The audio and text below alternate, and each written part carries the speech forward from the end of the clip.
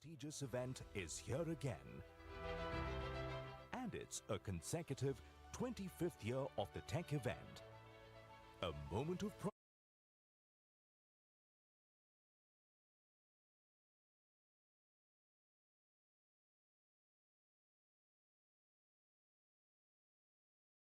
curated with its proud legacy and the promise it holds for the future.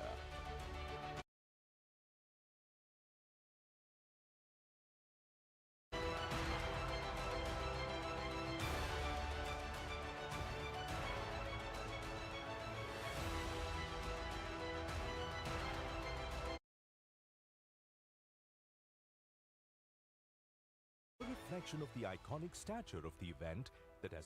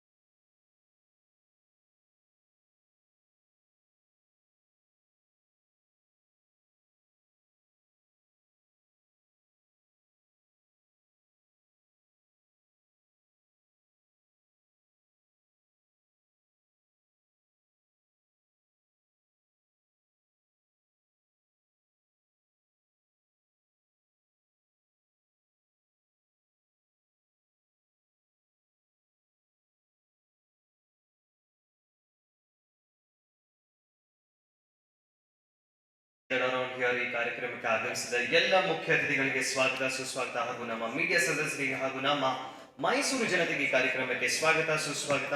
We are here at the big tech show in Mysuru, ladies and gentlemen.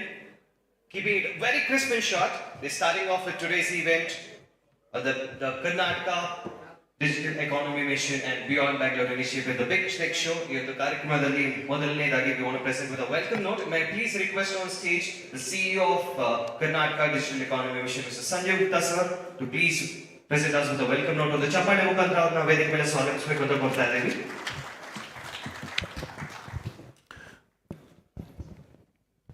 Thank you.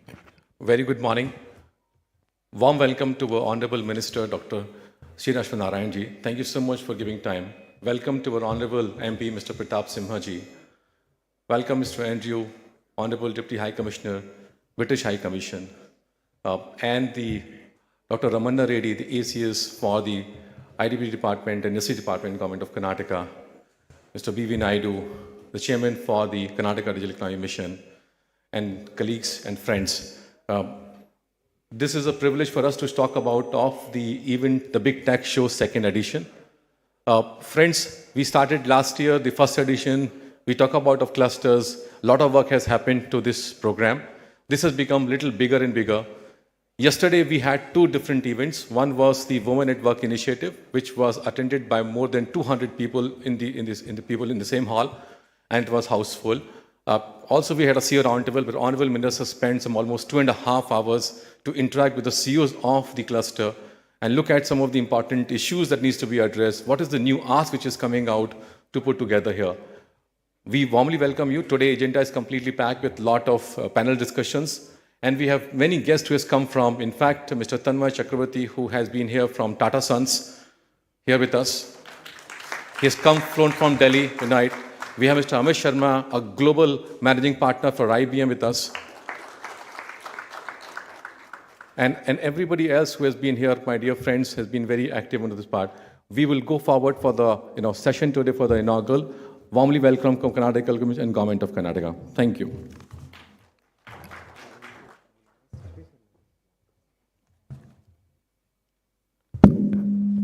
Thank you. Thank you so much for the wonderful note to the CEO of KDM, Mr. Sanjay Gupta, sir. It's a kind request.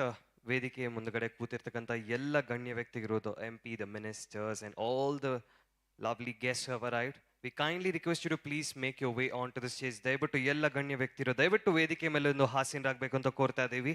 May kindly request our chief guest of honor on this lovely day, Dr. C. N. Ashwath Narayan sir, our honorable MP Mr. Pratap Simha sir, the chairman of KDM and all the dignitaries. ದಯವಿಟ್ಟು ಎಲ್ಲರೂ ವೇದಿಕೆ ಮೇಲೆ ಹಾಸೀನರಾಗಬೇಕು. ಒಂದು ಜೋರಾದ ಚಪ್ಪಾಳೆ ಮುಖಾಂತರ ಇವರೆಲ್ಲರೂ ಸ್ವಾಗತ ಕೋರಬೇಕು ಅಂತ ಕೇಳ್ಕೊಳ್ತಾ ಇದ್ದೀವಿ.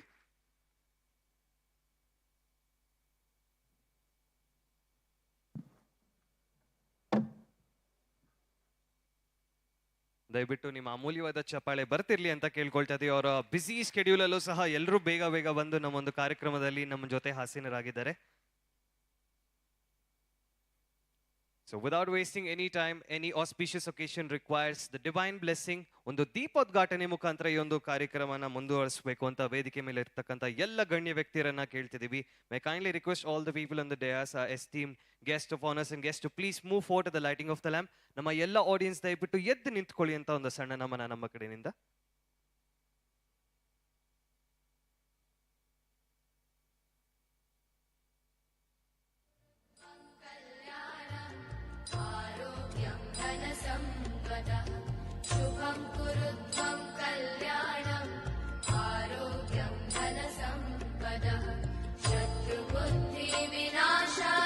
ಈ ಕಾರ್ಯಕ್ರಮ ಯಶಸ್ವಿಯಾಗಲಿ ಅಂತ ನಿಮ್ಮ ಚಪ್ಪಾಳಿಯೊಂದಿಗೆ ಒಂದು ಹೊಂದಾಣಿಕೆ ಕೊಡಬೇಕು ಅಂತ ಕೇಳ್ಕೊಳ್ತಾ ಇದ್ದೀವಿ.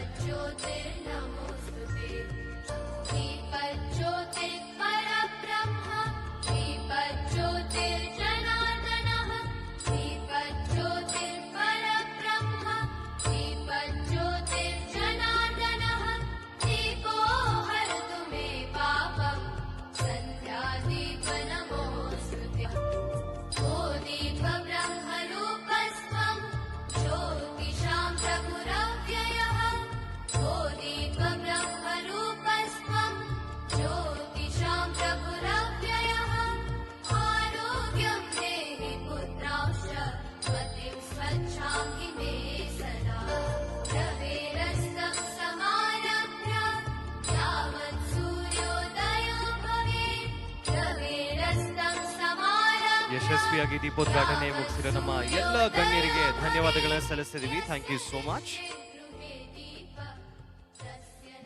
ಒಂದು ಅದ್ಭುತವಾದ ಸಮಯ ನಮ್ಮ ಬಿಯಾಂಡ್ ಬ್ಯಾಂಗ್ಳೂರ್ ಇನಿಷಿಯೇಟಿವ್ ನ the Karnataka digital economy mission the big tech show ನಮ್ಮ ಮೈಸೂರಿನಲ್ಲಿ. So moving forward with the next set of event, ladies and gentlemen, we have the cluster achievements in last year. And to move and give us a way forward, may I kindly request Mr. Sudhir Shankar from KDM to please come forward and give us the cluster achievements in the last year. ದಯವಿಟ್ಟು ಎಲ್ಲ ಮುಖ್ಯಸ್ಥರನ್ನು ಒಂದು ಚಪ್ಪಾಳೆ ಮುಖಾಂತರ ವೇದಿಕೆ ಮೇಲೆ ಸ್ವಾಗತಿಸಬೇಕಂತ ಕೋರ್ತಾ ಇದ್ದೀವಿ. Thank you everyone. Request the console to please presentation.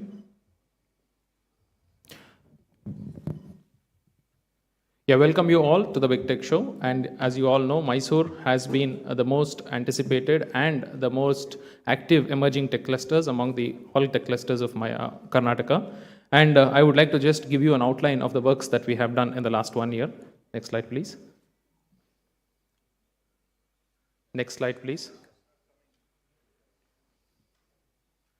So last year, when we conceived the idea of KDM and started engaging with the industry, there were a lot of points that came up for discussion, and all the inputs that were provided for us was provided with the industry.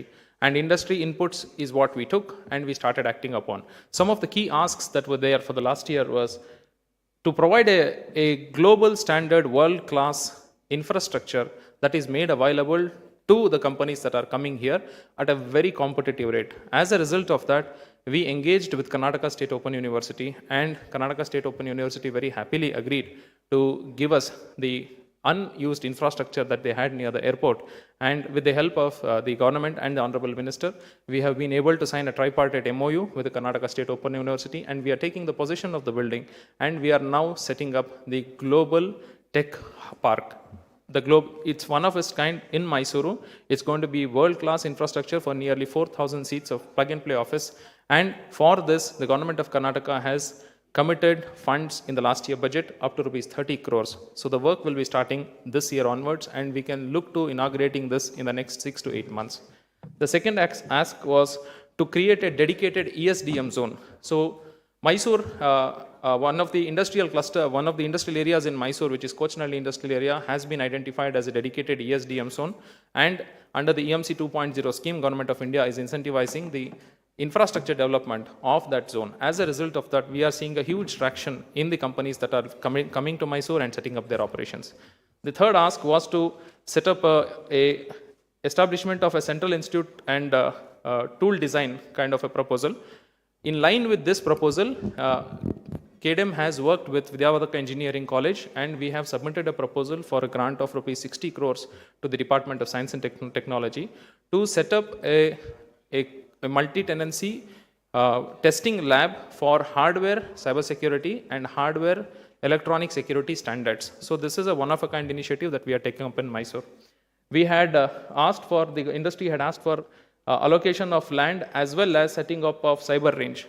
So we have already set up the cyber range, and the Phygital lab has already been set up in Myra School of Business, and the land allocation is due to happen. Then to position Mysuru as a fabulous city in terms of water power and seismic free talent, and to structure this before a global audience, KDM has identified a international destination marketing partner, and we are working towards developing what Mysuru offers as a best deck which can be presented to the globe. Local IT industry players and are expanding and growing several global clients. They need SEZ benefits. So there are SEZs in Mysuru, but these SEZs have been identified for specific companies. So there was a requirement that came from smaller industries who asked whether we can create a common facility center or a common place which can be designated as an SEZ, and we are working towards that direction. And there was a requirement to develop an intellectual property facilitation center. The companies here who are into developing IPs in their manufacturing, in their design, and in various of their operations were not able to monetize it appropriately. So they felt a need to have a intellectual property facilitation center. In this direction, we have engaged with a lot of stakeholders, and we have identified one key partner called IP Dome Technologies, with whom we are going to sign an MOU today. So that is also something which we have completed. Then land allocation of minimum of 20 acres for setting up of International Center for Entrepreneurship and Incubation. This is work in progress, and we are working towards that direction. So apart from this, we have also received 7 letter of intents with expected investments of around 1,400 crores with 12,000 plus employments, and Government of Karnataka has approved a budget of 30 crores for development of Global Tech Park, and we have signed a tripartite agreement with KITS, KSOU and KDM. And in addition to that, we have launched the Center of Excellence in Cybersecurity, which is anchored by Berunda Foundation, Myra School of Business, facilitated by KDM. Now, apart from this, a cluster seed fund has also been set up with the support from the government, and this is going to develop and structure into a proper fund in Mysuru. Now, yesterday we had a discussion with the industry, and some of the key asks that has come from the industry for now is to declare Mysuru as an aerospace and an ESDM hub with a dedicated space of at least 1,000 acres, wherein Mysuru can position itself as a global defense manufacturing partner as well. Apart from that, there is an Indian Institute of Science MOU that is already signed with Mysuru University. So the ask was to see if Indian Institute of Science Research Division can come to Mysuru. A COE, a Center of Excellence in Semicon, because Mysuru is getting India's first semiconductor manufacturing unit. A COE in Semicon and Metaverse is also an ask which we will be working towards. And a 1 lakh square feet ready to use electronics manufacturing factory facility, which is multi-floor rather than lateral. It is going to be horizontal floor that is asked for. We will be working in that direction. A 1,000 crore fund for angel investors. So to empower more angel investors so that they can invest more in startups is another ask. Another 500 crore fund for ESDM region, especially for R&D. Electronics system design manufacturing is a combination of so many technologies. So core research in that domain, which can be productized, commoditized, and monetized, is an area for which we are seeking a 500 crore fund. Karnataka Entrepreneurship and Skill University. So there are a lot of skill gaps. So there are different skill universities set up by Delhi government, Maharashtra government. On similar lines, we have asked, the industry has asked for setting up of a skill university in Mysuru. Then Mysuru to be positioned as a cyber security partner city with UK. Our honorable representative from the UK consulate has already given a positive signal to us on that direction. Mysuru as a green city with 100% e-public transport to improve our ranking in the cleanest city index and also to have a proper clean commute. And a premier institute in line with Indian Institute of Technology, which can work very closely with the industry, is one more ask. Apart from that, to position Mysuru in global regions like Europe, USA, Japan, Korea for attracting global investments and a special strategy towards that, and promoting and providing more than 20 acres of land for a IB school, which is one of the major asks which our honorable minister also had identified as a vacuum. We will be working towards that. And to identify smaller companies which can use a SEZ facility which is available on tenancy was one more ask. So these were the asks which have been coming from the industry, and we will be working to this direction. Thank you very much.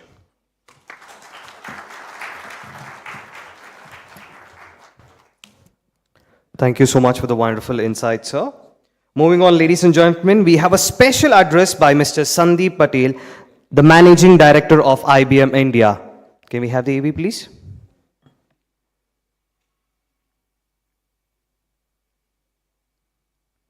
Shritharadanta Sandeep Patel Rauru, they have the Managing Director of IBM India, has a special message for all of us.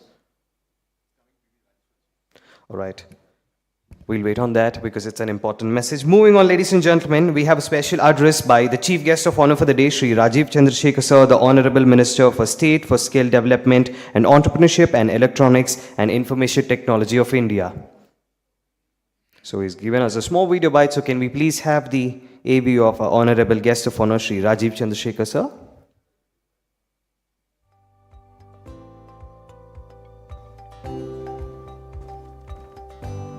Good morning.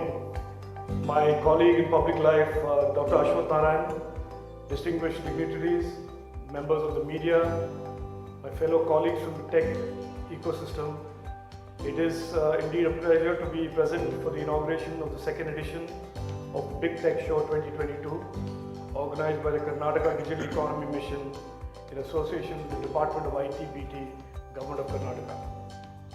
I understand this is the second of a series of 3 programs that has started on October 2nd, 3rd in Hubli, Dharwad, Belgaum, and now is taking place in Mysuru, and will end with the 3rd edition of this in Mangaluru on the 7th of November. I congratulate the Chief Minister and the Minister, Dr. Ashwath Narayan, for undertaking this very interesting way of taking the digital opportunity outside the confines of Bengaluru. First of all, let me apologize for not being there in person. I very much wanted to be there today, but regrettably this is conflicting with some other programs that I could not avoid in Delhi, and also for the launch of the roadshow for Semicon India's Future Design Program that is also happening around the same time. As we sit today in 2022, we have as a nation and as a people just come out of 2.5 years of a very deep, disruptive COVID pandemic. While we have spent the last 2.5 years as Indians combating this disease, so have the people all across the world and economies and countries from across the world.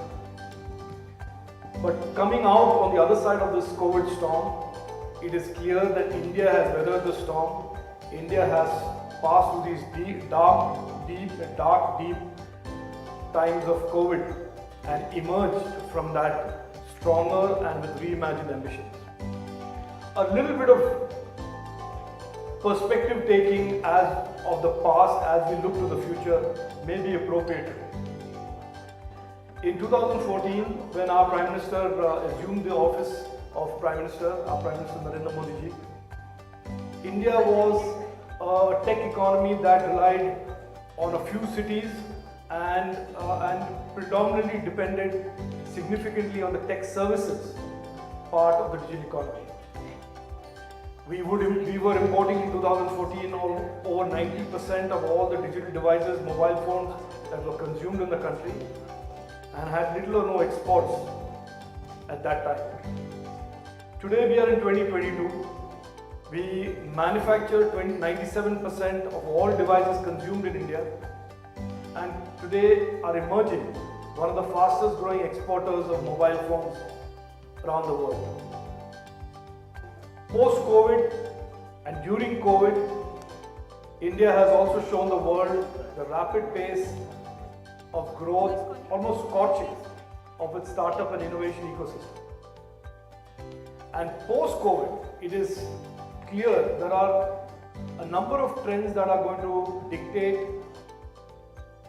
the future, that are going to shape the future landscape of all things technology, and indeed represents for entrepreneurs in India, startups in India, tech companies in India, and indeed companies who are based in India but are foreign companies, a significant opportunity in the coming decade.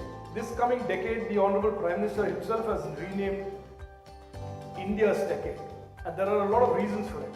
Let me lay out for your understanding how we see the future of the technology ecosystem, what the goals are, what the reimagined ambitions are for India as a country and for Indian entrepreneurs, Indian startups and the Indian tech ecosystem as a whole.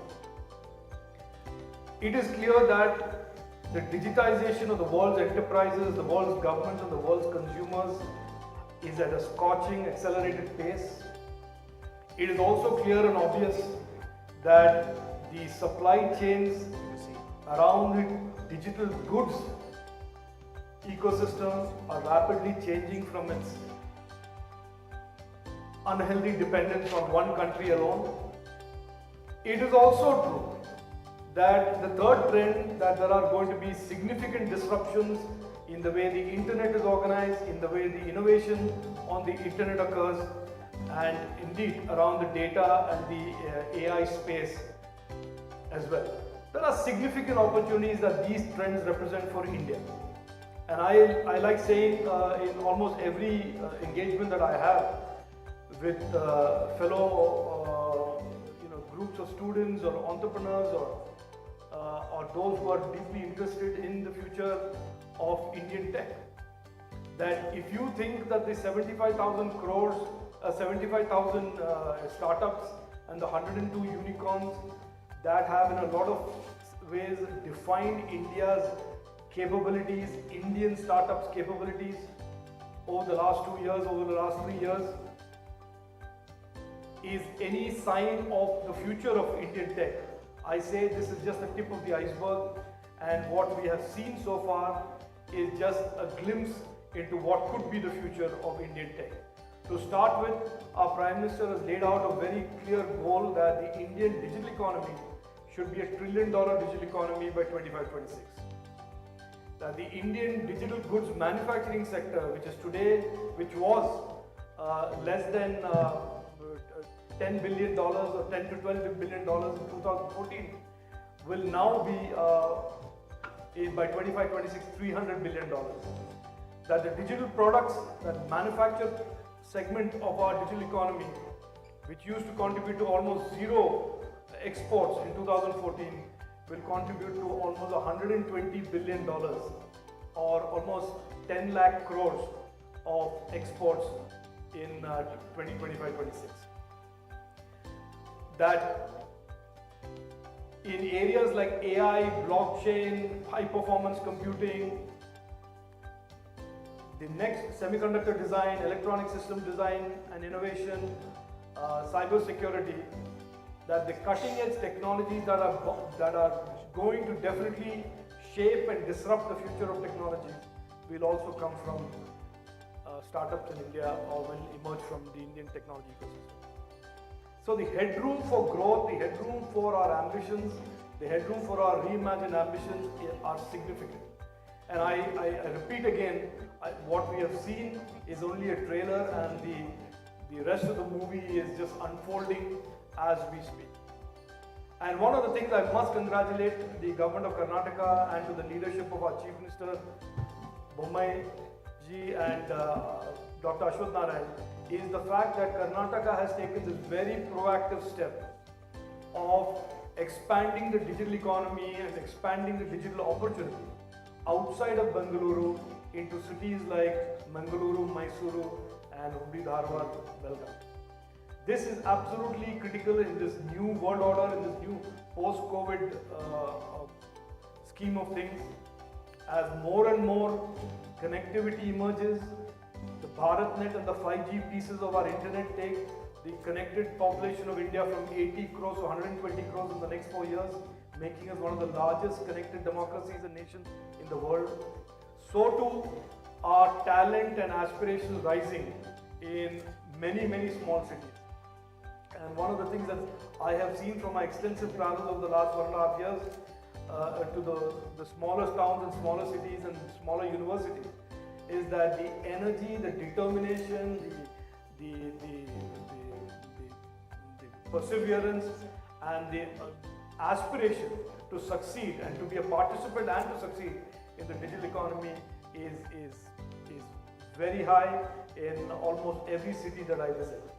So I again take this opportunity to congratulate the government of Karnataka for this excellent and real initiative of expanding the digital talent and the digital economy space to beyond Bengaluru. And I think this is a very important thing, not just from a point of view of growing the opportunities in Karnataka, but growing the Karnataka digital economy per se. In the next few days, you will also see the manifestation and the rollout of the Semicon India Future Design Program.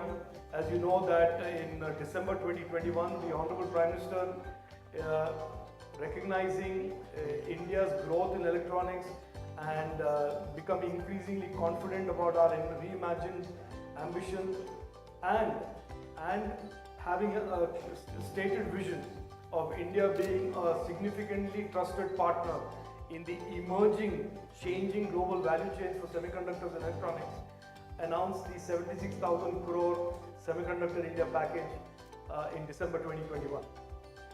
Many proposals have since been received in the highly capital intensive areas of manufacturing, testing, packaging, verification, and those proposals are being scrutinized and being evaluated as we speak. But the very important part of the overall electronic space and recognizing very clearly this opportunity that India has, given that India is today home to about 20 to 24% of the semiconductor design talent globally.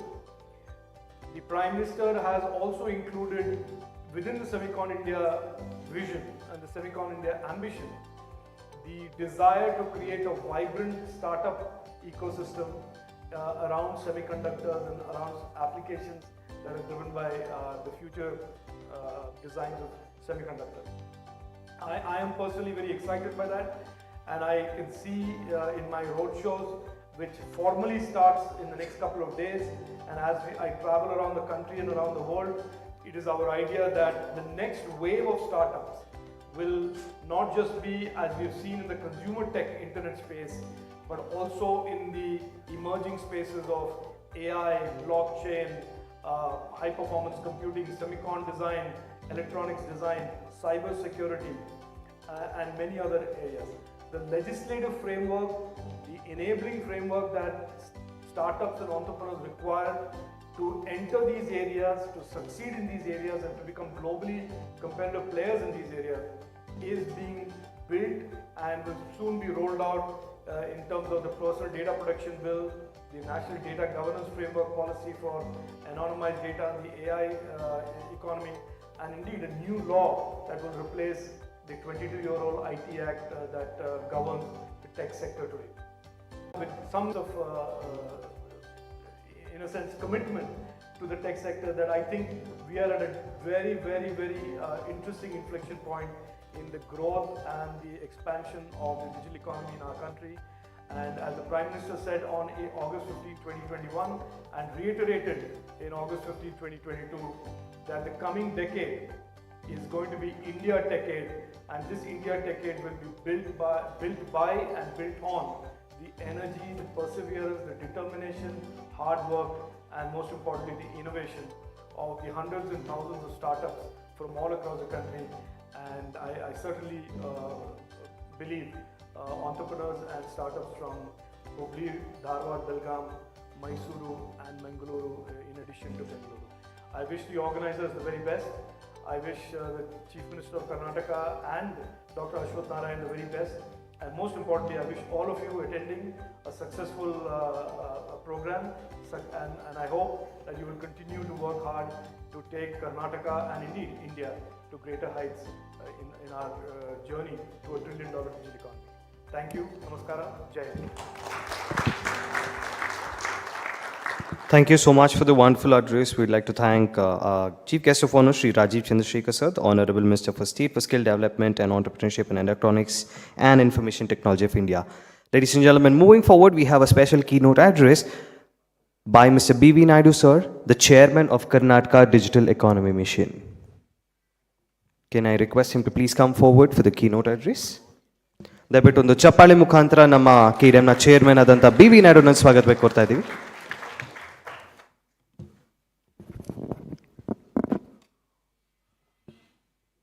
Sri Ashwath Narayan ji,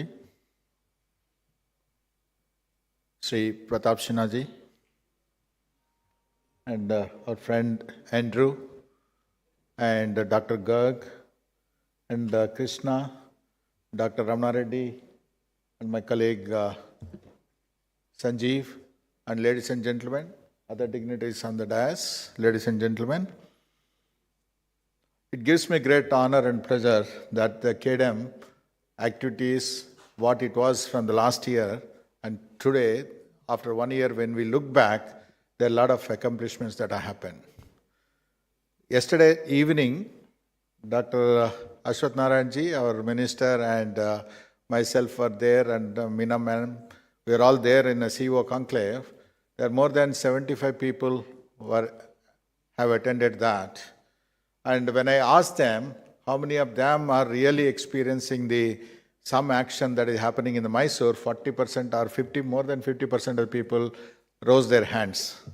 And when my second question is, how many of you not really in Mysuru, but wanted to be in Mysuru, the other 40% of the people rose their hands. That gives the potential of Mysuru, and that gives the change of perception that is coming from the industry, looking at the growth that is happening in Mysuru. So, to start with, I wanted to warmly welcome our IBM and Proxilera, Travancore Analytics, HDS, Forefront Digital, Nagaro, StarMax, iSocrates, GlowTouch. These are the companies who have come last 1 year into Mysuru and established their operations. A lot of work that has gone behind between the KDM and the Department of IT to make it happen. I'm happy that, finally that happened. IBM coming to Mysuru is a great signal. And also, Tanmay ji from TCS came on today. The very reason is that he wanted to see what is happening in Mysuru so that he will take back the message back to their corporate. And I'm sure by next year, we hope that Tanmay ji will come back and probably TCS will try and do something in Mysuru. So we are hoping for that. And The KDM, it is not as an organization, it's not started as an organization, it started as a mission for the government of Karnataka, mission for that industry, mission for all the community, ecosystem community. That is the reason KDM, we always define this as a mission by industry, for industry, and supported by the government of Karnataka. And if you look at the way that has been structured at the bottom, all this growth that as you're seeing here in Mysuru, that is primarily, there are 7 or 8 people, the clusters leaders, we call them cluster leaders, who have been actively participating and working along the KDM to brand Mysuru, and they are the people, and we in fact recognized them last night, because of which this has happened. The second is the board level. Board level are also Krishna, representing IESA is here, NASCOM is represented, ASSOCHAM is represented, Startup Vision Group is represented from the industry. They are the people who are sitting along with the secretaries like Dr. Ramana Reddy and all that. The various secretaries are also on the board, That is the combination that is truly a public-private partnership program that is driving this mission. And we are very, very happy the kind of growth what we have seen. And one of the important thing obviously under this is the beyond Bangalore. Can we make it happen? There are lot of reservations. No, we tried last 10 years, it didn't happen, blah, blah, blah, blah, and all that. Now, when we look back, we were at Hubli. Look back, there is a huge growth that has taken place in Hubli. Now we are seeing in Mysuru, and likewise in Mangalore also, we need to drive this. Like our Union Minister said, I like that word. This is only trailer, and the actual movie started now. The last 1 year is a trailer for the growth that has taken place here, and this movie has started right now. Now the growth of Mysuru is in the hands of that industry, hands of the ecosystem players who can really support the KDM and really support the other ecosystem players to come to Mysuru. It is not that easy to have. For everything, right things are needed. I must tell you, when KDM thought through as a public-private partnership, there are a lot of apprehensions that have come from the industry. And we discussed along with Prashant, who is the Startup Vision Group chairman, and also a few other leaders. Then we went and talked to Dr. Ramana Reddy and Sri Ashwath Narayan ji. But for these two gentlemen, this wouldn't have happened. And this rightly happened. And that is the reason we call our minister as more as a corporate minister. And this corporate minister makes sure that these things are happening in Karnataka, and we go a long way here. And Dr. Ramana Reddy, we always everybody calls him, is a very, very silent performer. He was very, very quiet, but very strong in that action. Most of the ask of the industry last year, within 4 or 5 months, all the GOs have come. That is the right combination. Dr. Ramana Reddy, Meena ma'am, and our minister. These are the people who made sure that,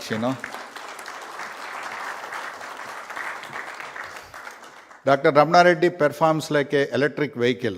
Does not make any noise, but he runs. Likewise, he carries. And Dr. Reddy, you carry initial EV Ramana Reddy. EV stands for electric vehicle.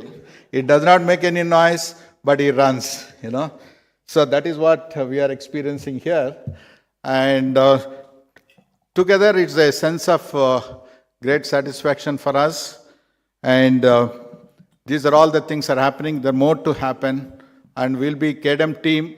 The other thing, very important, when the KDM started, we need a very, very high energetic leaders, right? Sanjeev is a high energy leader. We could get him. And also, you must have noticed with the young guys with the brown jackets, they're all the KDM leaders, They are the people, they're 20 of the corporate talent we could able to attract. We could able to attract the people from Invest India. We could able to attract the people who are the consultant to MIT. They come all the way from Delhi. They shifted to Bangalore to work on this mission because they liked what we are doing. The Beyond Bangalore will go a long way, and it will obviously, change the perspective. When we started this, we started with a very humble aspiration, saying that, next 5 years, the industry should reach a $5 billion with a 5 lakh employment. But last 1 year experience says us, we'll surpass all those things. Easily we'll surpass. Easily we'll surpass. This is where we need the support of that industry. Government of Karnataka and KDM is always with you to support in whatever way that is needed. And to change the perception of Mysuru, and yesterday night there are a lot of inputs have come. Our minister had taken note of all those inputs. Maybe we'll go back and mull over that and discuss with Dr. Ramana Reddy and maybe come back with some action items on that. But you people need to carry a message. Now the whole India is talking about the digital India. Can Mysuru be the digital Mysuru?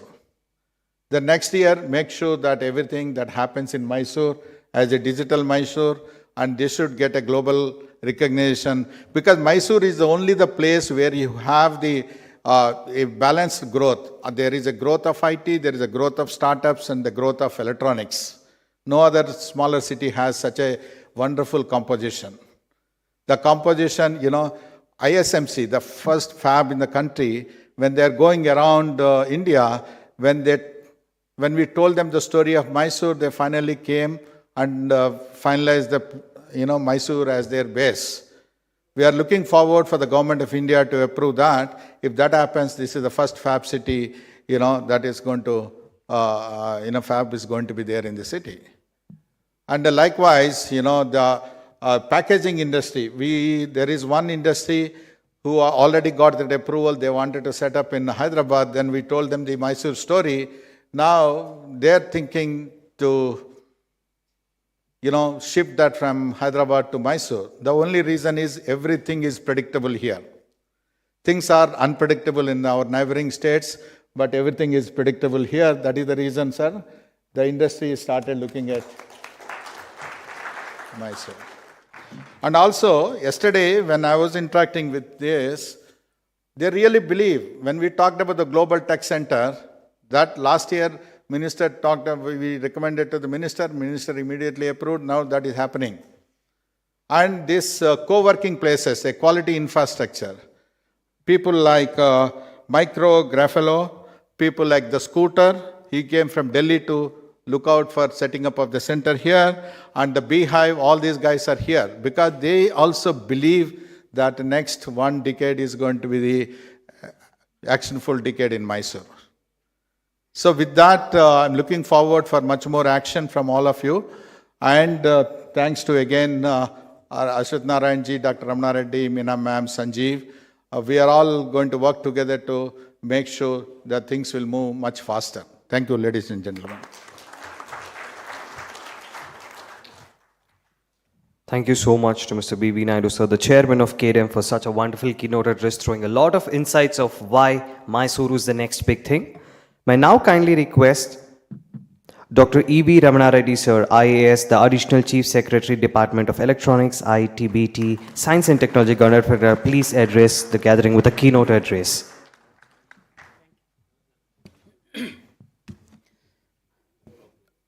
Good morning, everyone.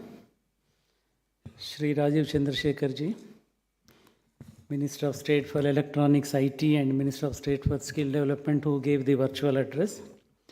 Dr. C.N. Ashwath Narayan, sir, Honorable Minister for Electronics, IT, BT, SNT, Skill Development and Higher Education.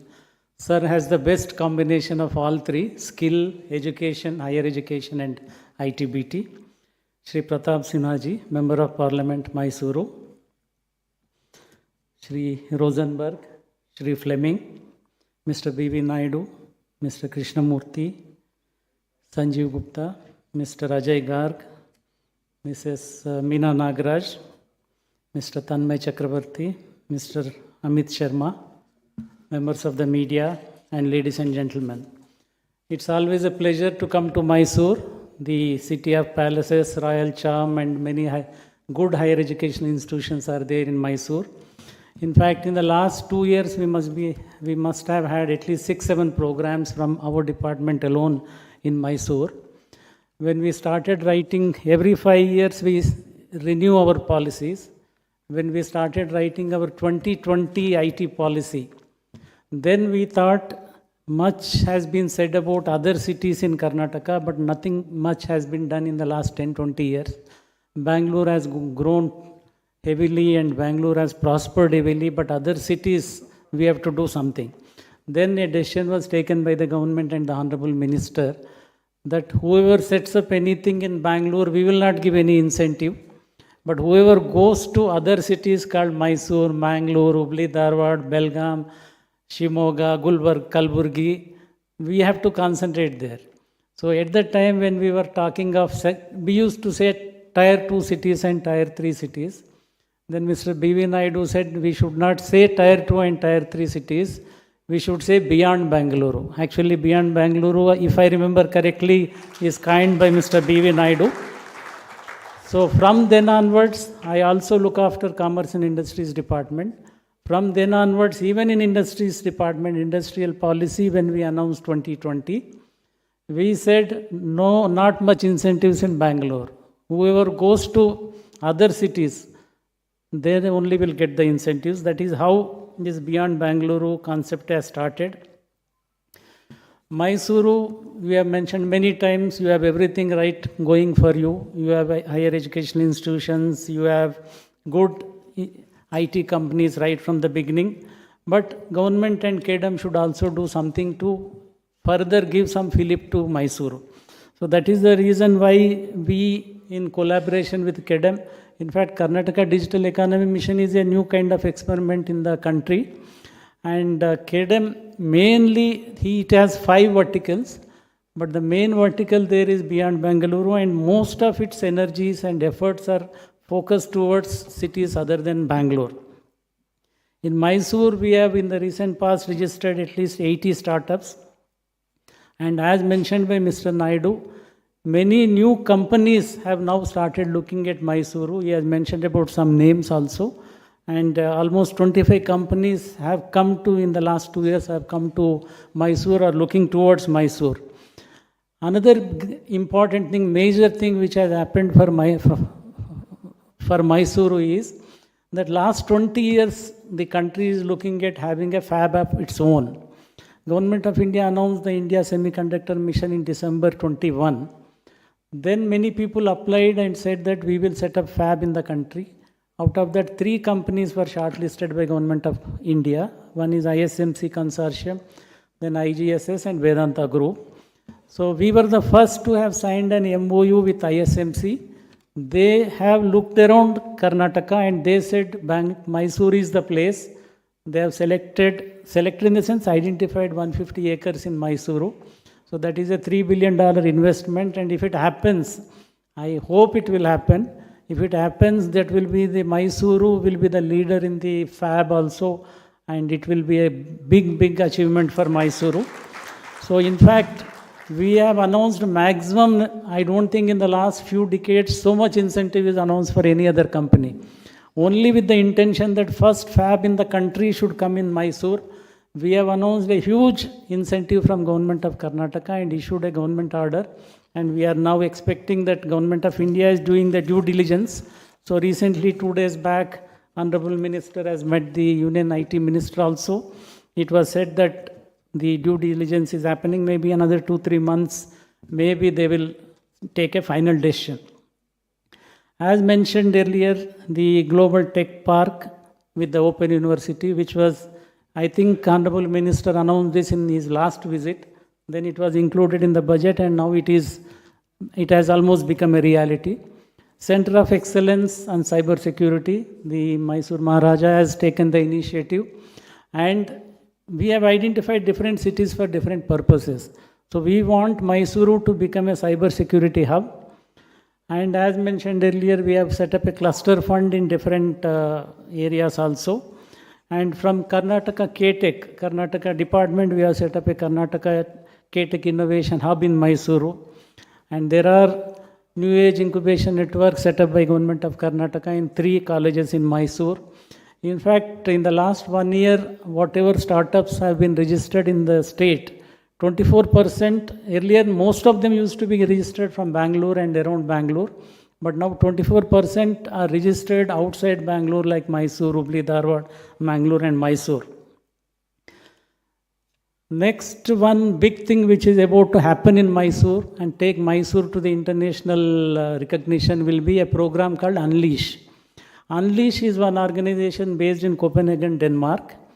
They do an event, its name is also Unleash. What they do is they select 1,000 youngsters from all over the world. They do some kind of screening process. It is like a big hackathon. They get 1,000 youngsters from all over the world to one city. This time we have selected Mysuru as the place. So you will see some 1,000 people, 100, because it is happening in India, we said you select 200 from India, 100 from Karnataka and 700 you bring from anywhere in the world. So now 1,000 youngsters from all over the world will come to Mysuru. I should thank Infosys. They have agreed to give their campus for entire 8 to 9 days in Mysuru. This will be held from December 3rd to 10th. And during that, the main intention is that they will make these 1,000 youngsters be in that campus and they will give them some problem statements to them under sustainable development goals so that they will come out with some innovative ideas during 1 week. And in the last day, 10th December, in the valedictory, they will announce the winners. So this will be a great program for Mysuru and it will definitely put Mysuru on the global map. And another important event is, any of you know Bangalore Tech Summit. Bangalore Tech Summit, this year it is the 25th year of the event. 1998 we started it in a small way called BangaloreIT.com. Then 2001 we started it in a small way as BangaloreBio.com. Then both we merged and called it as Bangalore Tech Summit. Because this is 25th year, we are doing it in a much bigger and better and much bolder way. So lot of international speakers will be there, lot of activity will be there. I would like to request you to come and participate and experience the Bangalore Tech Summit.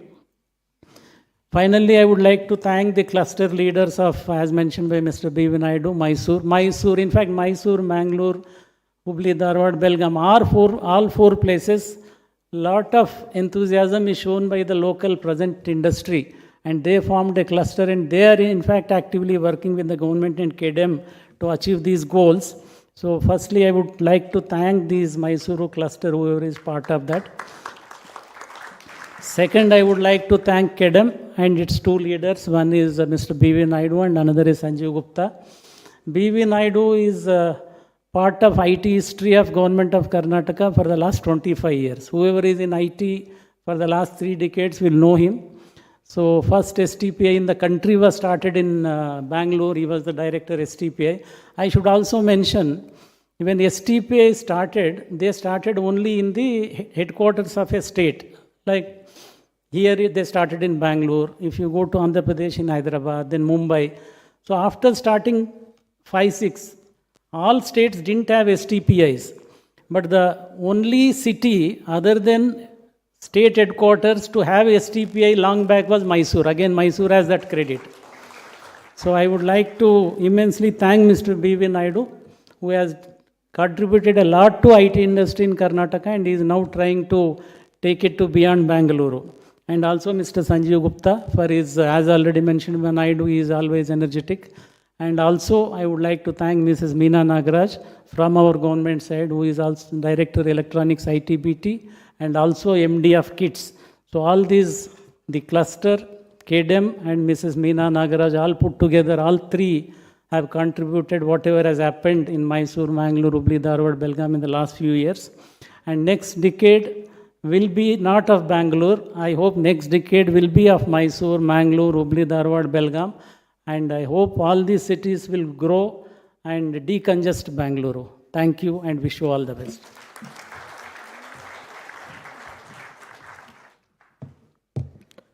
Thank you so much for your wonderful words, sir. And without wasting much further ado, it's time to call upon stage our Honorable MP of Mysuru and Kodagu constituency, nammali ಒಬ್ಬರಾದಂತ ಶ್ರೀಯುತರಾದಂತ Pratap ಸಿಂಬಾರ್ ಅವರು ಜೋರಾದ ಚಪ್ಪಾಳೆ ಮುಖಾಂತರ ಅವ್ರನ್ನ ಸ್ವಾಗತವನ್ನು ಕೋರ್ತಾ ಇದ್ದೀವಿ.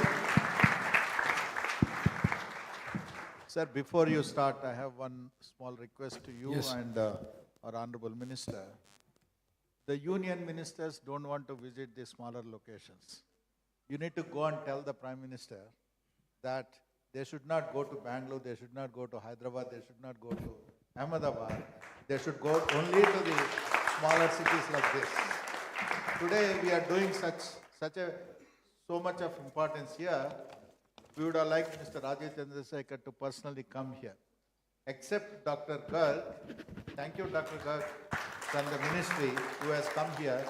We do not have the union minister here. Thank you. ನಮಸ್ಕಾರ. ವೇದಿಕೆ ಮೇಲೆ ಉಪಸ್ಥಿತರಿರುವಂತಹ ನಮ್ಮ ಕರ್ನಾಟಕ ಸರ್ಕಾರದ ITBT ಸ್ಕಿಲ್ ಡೆವಲಪ್ಮೆಂಟ್ ಮತ್ತು ಉನ್ನತ ಶಿಕ್ಷಣ ಖಾತೆ ಸಚಿವರಾಗಿರುವಂತಹ ಡಾಕ್ಟರ್ ಅಶ್ವಥ್ ನಾರಾಯಣ್ ಅವರೇ, ಈ ಕಾರ್ಯಕ್ರಮವನ್ನು ಆಯೋಜನೆ ಮಾಡುವಲ್ಲಿ ತಮ್ಮನ್ನು ಬಹುವಾಗಿ ತೊಡಗಿಸಿಕೊಂಡಿರುವಂತಹ ಡಾಕ್ಟರ್ ರಮಣ್ ರೆಡ್ಡಿ ಅವರೇ, ಸಂಜೀವ್ ಗುಪ್ತಾ ಅವರೇ, BV ನಾಯ್ಡು ಅವರೇ, ಮೀನಾ ನಾಗರಾಜ್ ಅವರೇ, ವೇದಿಕೆ ಮೇಲೆ ಉಪಸ್ಥಿತರಿರುವಂತಹ ಡಾಕ್ಟರ್ ಆಂಡ್ರ್ಯೂ ಫ್ಲೆಮಿಂಗ್ ಅವರೇ, ಕೃಷ್ಣಮೂರ್ತಿ ಅವರೇ, ರಾಸನ್ಬರ್ಗ್ ಅವರೇ, ಅಜಯ್ ಗರ್ಗ್ ಅವರೇ, ಹಾಗೂ ವೇದಿಕೆ ಮುಂಭಾಗದಲ್ಲಿ ಆಸೀನರಾಗಿರುವಂತಹ ಉದ್ಯಮದ ಎಲ್ಲ ಪ್ರತಿನಿಧಿಗಳೇ ಹಾಗೂ ನನ್ನ ಮಾಧ್ಯಮ ಮಿತ್ರರೇ, I would like to thank my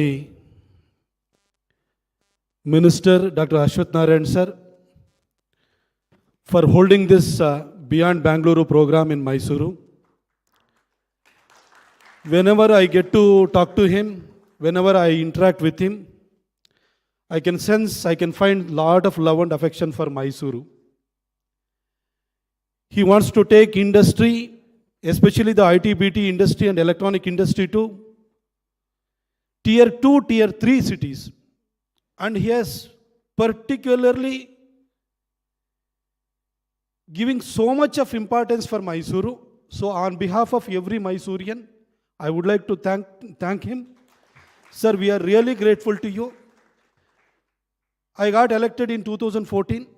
After 8 years, I am finding this kind of encouragement from a state minister like you.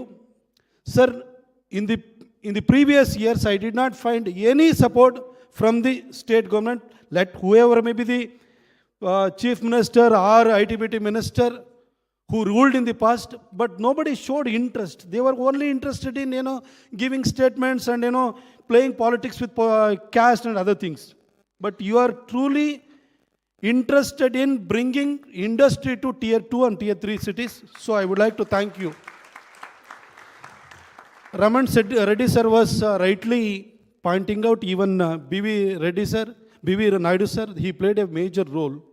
In 1998, Mysuru was the first non-capital city to get a software technology park of India. At that time, Atal Bihari Vajpayee was the Prime Minister, and BV Naidu sir, he played a major role to bring a STPI to Mysuru. Sir, even after 24 years, how many IT-BT companies we have in Mysuru, sir? Hardly none. We don't have any companies. We were not able to capitalize on it. Sir, now we are about to complete that STPI building, sir. We are going to have 200-seater incubation center. Now we are constructing after 24 years. Shaji Matthew is also here. Only Infosys has got the biggest training center here. And they don't give much importance for software development. Shaji, I request you are present. I request those who are sitting in higher position, you will have to go and convince them. Now, we have improved the road connectivity, rail connectivity and air connectivity. At least you have to shift 25% of your workforce to Mysuru. And you are going to save, in terms of transportation, you are nearly spending 7% of your revenue. You might be spending 30-35% of your revenue for salaries. If you shift some of the percentage of your workforce to Mysuru, you are going to save a lot of money for your company. It will also help those who are working in Infosys, from those who are having the background of Mysuru, Mandya, Chamarajanagar, Kodagu and Hassan. They will get the opportunity to stay back in their house and they will work for your company, sir. please, think in this direction, sir. Sir, and one more thing, sir. What is it you expect from a politician or your member of parliament? Sir, people doesn't expect money from politician. People just expect a level playing field for their kids, their future generation. And most of the politicians and their cronies and their sycophants have become land grabbers, nothing else. But we are working under a Prime Minister like Narendra Modi ji, who says, na khaunga, na khane dunga, na betunga, na betunga, na betne dunga. Sir, in last 8 years, what let me tell you in 2 minutes what I have done to Mysuru. Sir, in 2014, when I got elected, I had a brainstorming session. Everybody says good things about Mysuru, but nobody is ready to come and set base in Mysuru. And people used to ask me, there are 12 engineering colleges and 83 degree colleges. Where are the jobs? Why aren't software companies coming and setting base here? Because the major lacuna was in connectivity, sir. Sir, after the brainstorming session, then I approached our beloved Prime Minister Narendra Modi ji. He came to my constituency in 2018. On February 19, he announced construction of 10-line highway between Mysuru and Bangalore. He also announced one satellite railway terminal for Mysuru. Sir, the very next day he went back to Delhi and he gave the approval for the construction of 10-line highway between Mysuru and Bangalore. Cabinet Committee on Economic Affairs, chaired by the Prime Minister, gave the approval for 6,400 crores, sir. Now the cost has gone up to 9,551 crores. But every time whenever I went and approached him, he was more than willing to approve the cost variation, sir. Sir, within 2 months, or by the end of this year, if you have to celebrate your new year, you will travel from Kengeri to Mysuru in a 6-lane access-controlled highway.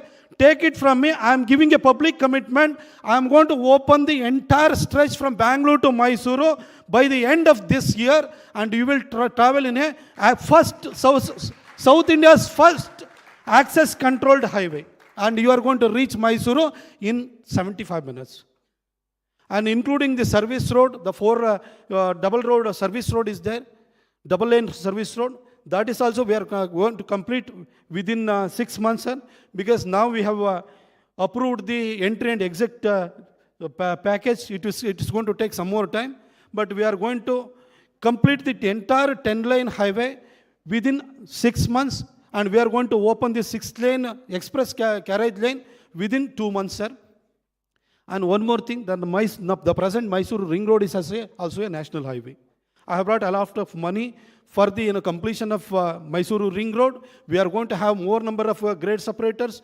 We don't want Mysuru to choke because of traffic. Sir, and one more thing, I have already met the Honorable Minister for Road Transport and Highways, and in this same hotel, sir, he visited Mysuru on June 5th. I took MUDA chairman, MUDA commissioner, and all the officials, and we showed him the plan for Mysuru peripheral ring road. Sir, he was kind enough to give a go-ahead for this project, sir. Now, within 15 days, we are going to call the tender for peripheral ring road, and it will be around 1 or 2 kilometers, sir.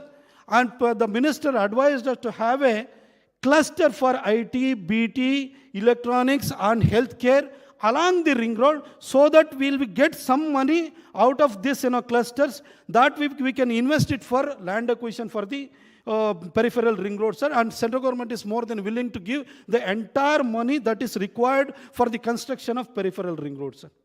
Sir, we have said, sir, we are thinking about taking Mysuru to a different level with the construction of one highway between Mumbai and Pune. It changed the fate of Pune. And in 1995 and 2000, Mumbai and Pune were on par with each other. Now Pune has, gone ahead of us. Now we'll have to do the catching up thing. Sir, for that we have made all the preparation. Apart from this, sir, I have given, after I got elected in 2014, sir, I have brought 9 trains to Mysore, sir. In the entire country, no other MP has brought 9 trains for his constituency. I have given daily train connectivity to all 3 major capital cities of South India, Hyderabad, Chennai and Trivandrum, sir. Now Modi ji is kind enough to, give one more Vande Bharat train for us, sir. He is going to inaugurate fucking flag off on 11th of this month, next month. So it is also, give a lot of importance for, railway commuters, sir. And we are constructing a inland container depot near Kadakola. That is also going to help the industry. Sir, we have made all the arrangements for Mysuru to, take a big leap in terms of business and entrepreneurship, sir. And I need your blessings and help, sir. Sir, finally, sir, once again, I request you to come back to Mysuru again and again and encourage us. And you are doing it from last 2 years, sir. Sir, after this program, sir, we'll have to show it to the people how many companies are really interested, how many companies have really come and have come to Mysuru and set base here. That we have to show it to people, sir. Otherwise, people doesn't believe in politicians, sir. Whenever we show the results, sir, then only they will accept us, sir. See, after this, after they saw the visible changes in Bangalore-Mysuru highway, they started trusting in me, sir. Otherwise, most of the politicians are interested only in developing the land and grabbing the public property, sir. And you are different from others. And I sincerely hope and I have the absolute trust on you, sir. Sir, will take Mysuru to a different level with Raman Reddy sir, B.V. Naidu sir, and Sanjeev Gupta. You are all, right thinking people. I have interacted with Raman Reddy sir in the 2 years ago. That time also he was showing so much of interest, and he was the one who helped me to, bring Dr. Manjunath for the inauguration of Dasara, sir. I cannot say much, and I cannot go into the details, but at that time, during the time of high-powered committee, he helped me so much, sir. And he has so much of commitment for Mysuru. The IAS officer from other states, I find, very little commitment towards the state they serve. But they are only interested in, serving up to the age of 60. After that, they will go back to their respective states and, they are, as for in terms of, making money, even IAS officers are not, they are, you can compare them with politicians. But there are few officers who are really committed for the state they serve. And Raman Reddy sir is one of such, one of those kind of, IAS officer. I really respect you, sir. Sir, please come back to Mysuru again and we'll show the result after this function. And thanks a lot for all of you for coming here and showing interest in Mysuru. Thank you.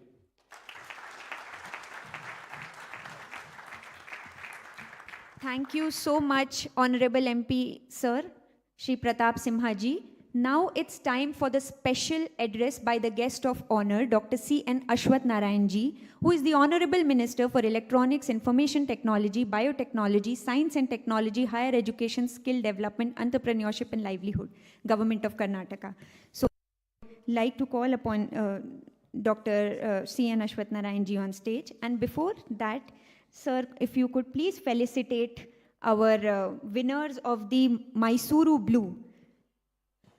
And Mysuru Blue is a unique concept wherein we have 10 to 15 startups that pitched on stage yesterday to a special jury. And the jury comprised of various venture capital partners, angel funders. And these 10 startups were selected after a rigorous round of selecting from a pool of 50 startups who had registered to the Mysuru Blue event. So why we have termed it as blue? Because blue is endless. So yes, the winners are here, and we would request Honorable Minister sir to please felicitate them on stage. So the fourth winner is Dual Safe Private Limited. Please be on stage, Dual Safe.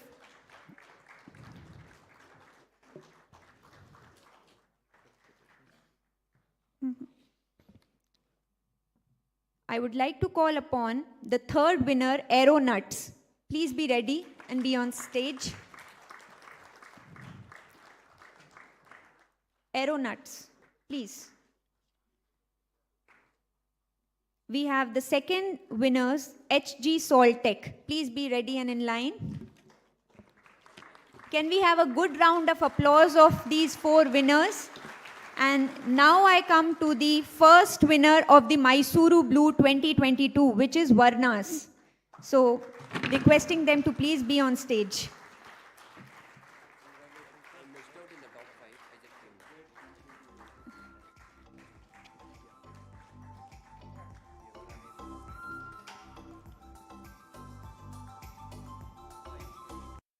Auric Cosmo India Private Limited. Please be on stage. Yeah. Now, yeah, Varnas. Yes, first winner, the Varnas.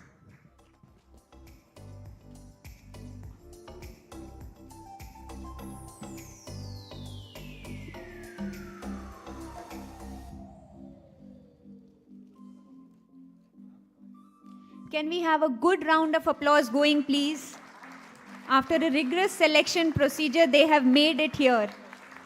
And being felicitated by the Honorable Minister Sir himself is nothing less sort of a feat.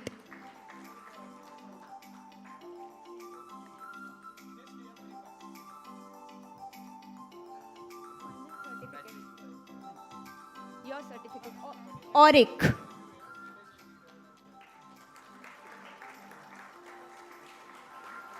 Moving on to the next segment, we have the successful industries who have operated from the Mysuru cluster in the last 1 year.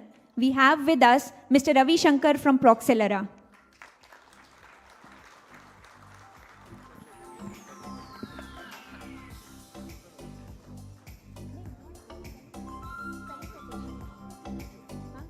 Okay.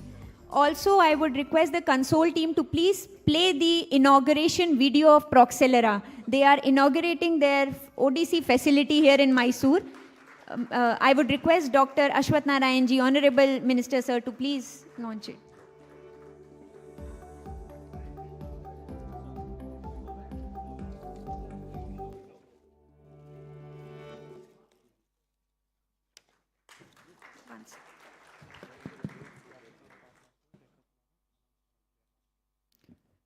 Just to share that Proxelera is a company which has got an offshore development center of chip design in Mysuru. Around 200 people, they are buying products. Already they've crossed 1,500 people now. And a great one.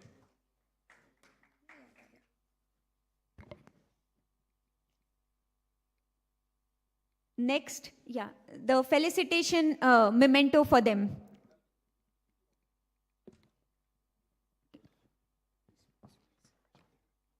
Could we please have the video of Proxelera?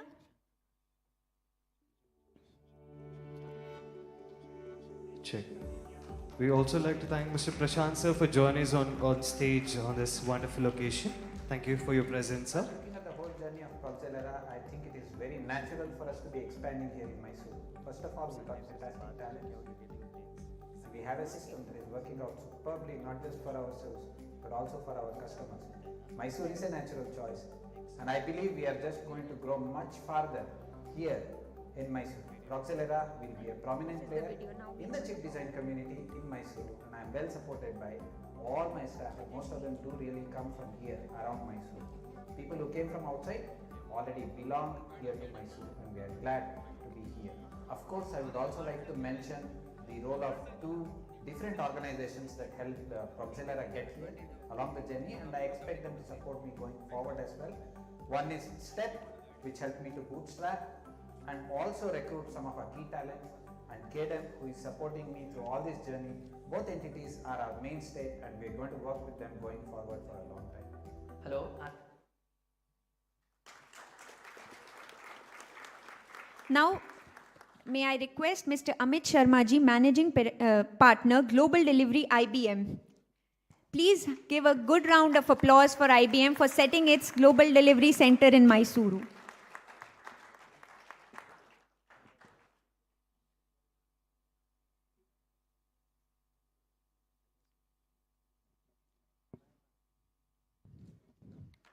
Next in line, we have Forefront Technologies.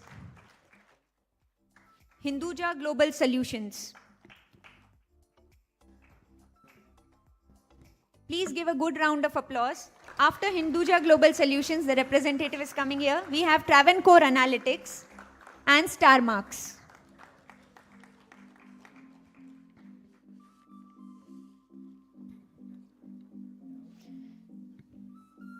Thank you, dear industry leaders, for setting up your operations in Mysuru, the Beyond Bengaluru cluster. They deserve a great round of applause for believing in the potential of Mysuru and making us believe that yes, it can happen from here. Beyond Bengaluru growth story can be steered from Mysuru.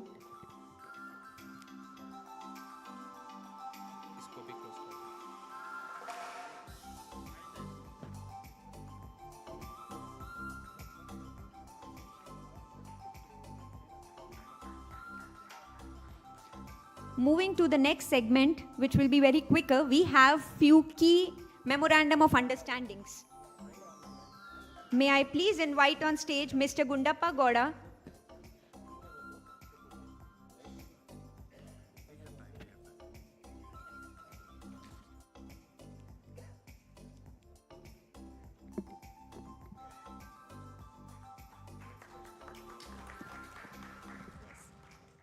Shri Gundappa Gowda ji, President, and Shri Vishwanath ji, Secretary of Vidyavardhaka Institutions. They will be signing an MOU with the Karnataka Digital Economy Mission. ನಮ್ಮ ಮೈಸೂರಿನ ಪ್ರಖ್ಯಾತ college ಆದಂಥ ವಿದ್ಯಾವರ್ಧಕ ಕಾಲೇಜಿನ ಸದಸ್ಯರು ದಯವಿಟ್ಟು ಒಂದು ಜೋರಾದ ಚಪ್ಪಾಳೆ ಬರಬೇಕು ಅಂತ ಕೇಳ್ಕೊಳ್ತಾ ಇದ್ದೀವಿ. ನಮ್ಮ ಒಂದು ಬಿಗ್ ಟೆಕ್ ಶೋ ಅಲ್ಲಿ ಒಂದು MOU ಸೈನಿಂಗ್ ಸ್ಥಿರಪಡಿಸ್ತಿದ್ದಾರೆ ಒಂದು ಮೈಸೂರು ಅನ್ನೋ ಭಾವನೆಯನ್ನ.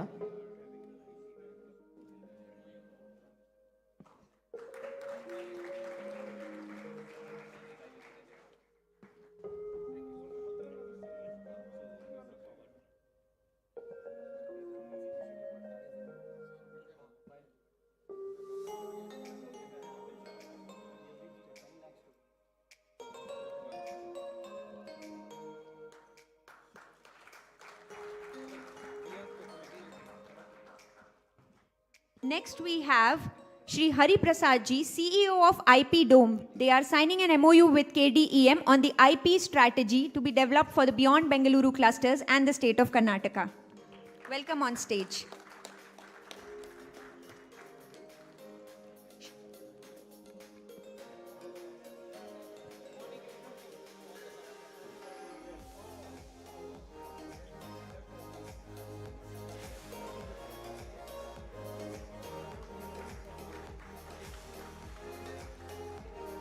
Next we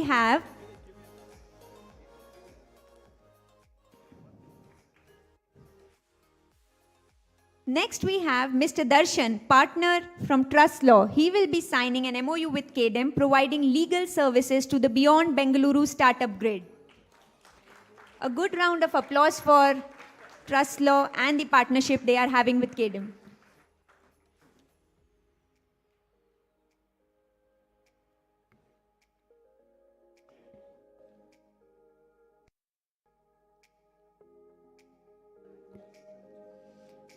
Next in line, we have Mr. Sirish from Viat Consulting, who will be signing an MOU with KDEM on providing business consulting services to the Beyond Bengaluru startup grid.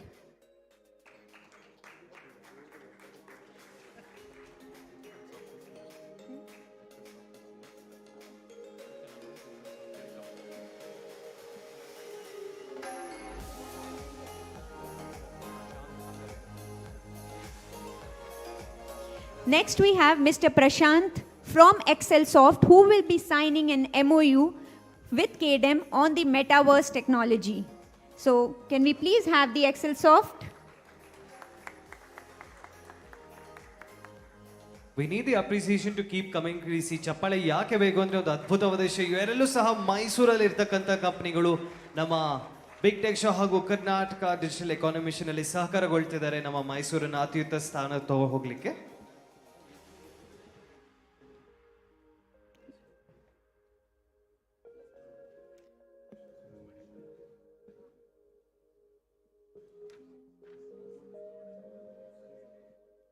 Last but not the least, we have Mr. Suresh Narsimhan, CEO of Co-Create Ventures, who will be signing an MOU with the KDM for nurturing the startups.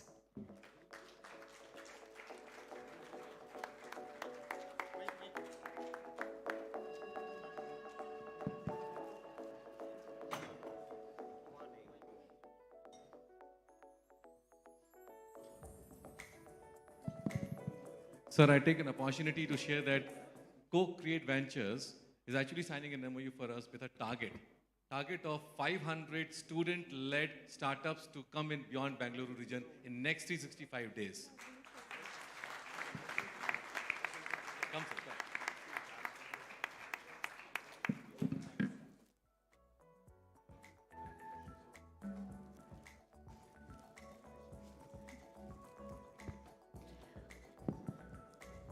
May we have a good round of applause for all the partners and the industries and the MOU signees.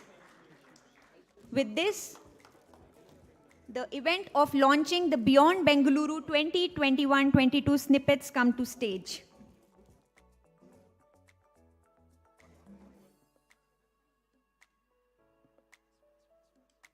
Here we are releasing the Beyond Bengaluru 2021-22 snippets.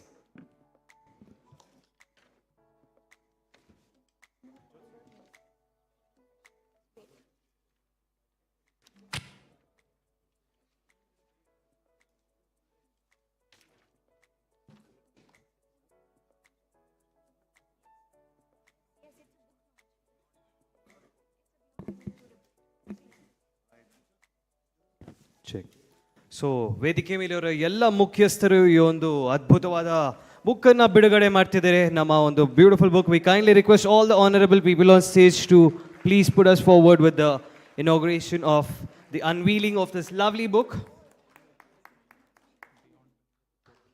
This is a beyond Bangalore report. So ನಮ್ಮ beyond Bangalore ಏನೇನು ಸಾಧಿಸಿದೆ, ಅವರು ನೀಡಿರ್ತಕ್ಕಂಥ ಒಂದು ಪ್ರಾಮಿಸ್ಗಳನ್ನು ನೆರವೇರಿಸ್ತಾ ಬಂದಿದೆ. So it's all a wonderful report cumulated in to this wonderful book or magazine that you can all see. So ದಯವಿಟ್ಟು ಒಂದು ಜೋರಾದ ಚಪ್ಪಾಳೆ ಬಲಿ ಪ್ಲೀಸ್. ವೇದಿಕೆ ಮೇಲೆ ಎಲ್ಲರೂ ಇದೊಂದು ಅದ್ಭುತವಾದ ಒಂದು ಬಿಡುಗಡೆನ ಮಾಡಿಕೊಟ್ಟಿರೋ ಎಲ್ಲ ನಮ್ಮ ವೇದಿಕೆ ಮೇಲಿರೋ ಗಣ್ಯ ವ್ಯಕ್ತಿಗಳೇ ಧನ್ಯವಾದಗಳು.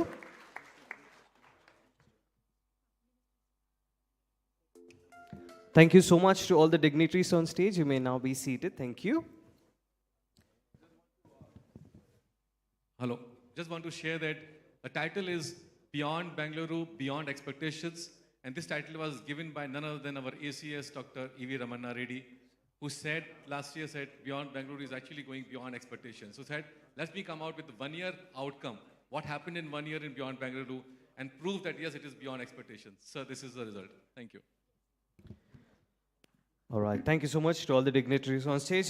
May I kindly request a special address by our guest of honor, Dr. C.N. Ashwath Narayan, sir, the Honorable Ministers for Electronics, Information Technology, Biotechnology, Science and Technology and Higher Education, Skill Development, Entrepreneurship and Livelihood to address the gathering. ದಯವಿಟ್ಟು ಇವರಿಗೆ ಒಂದು ಜೋರಾದ ಚಪ್ಪಾಳೆ ಮುಖಾಂತರ ನಮ್ಮ Ashwath Narayan sir ಅನ್ನೋದು ವೇದಿಕೆ ಮೇಲೆ ಮಾಡ್ಕೊಡ್ತಿದ್ದೀವಿ.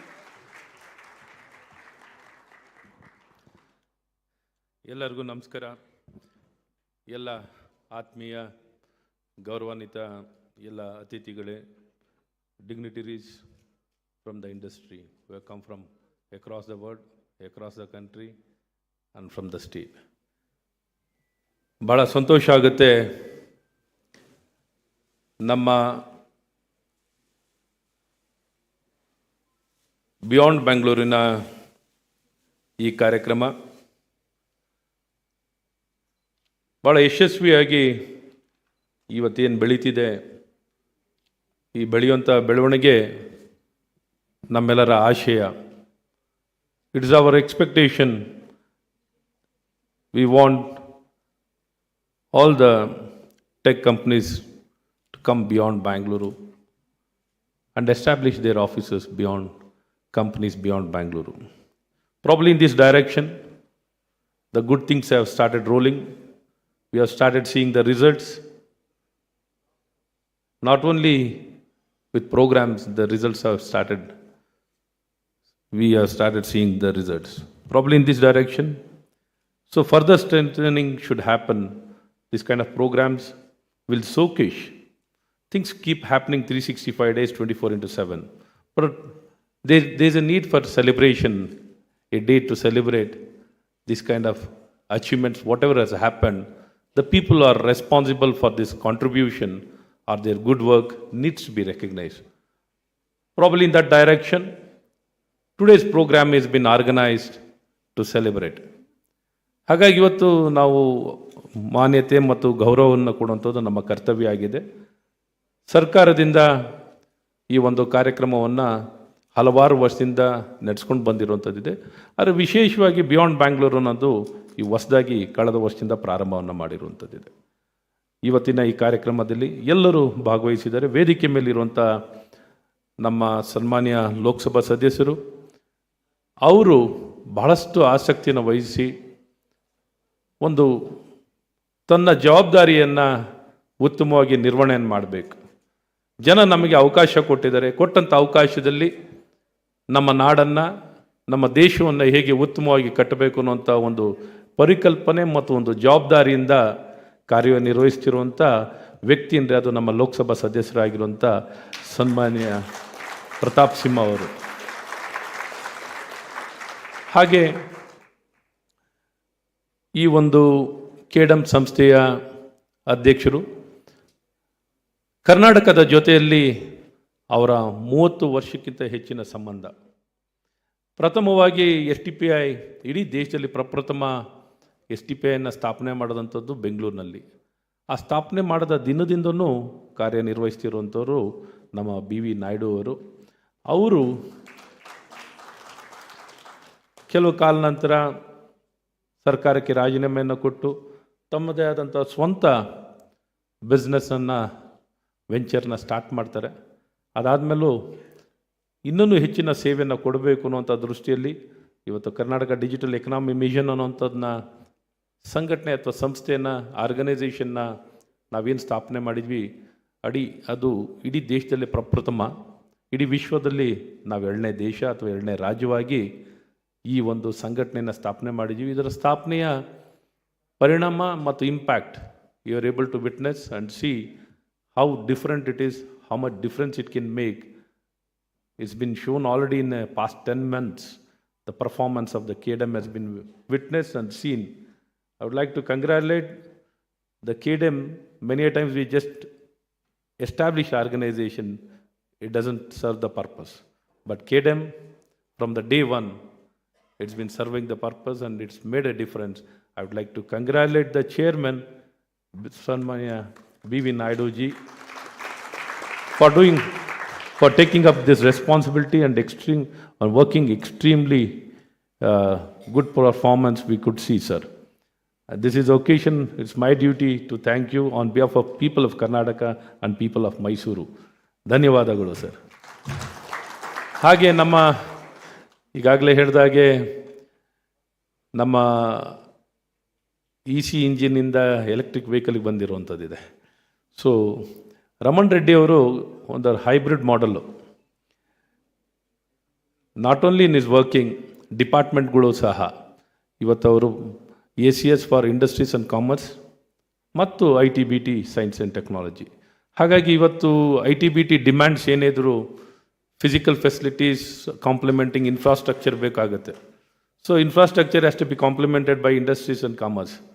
So since he is the secretary ACS for both the departments, it has been helping us immensely.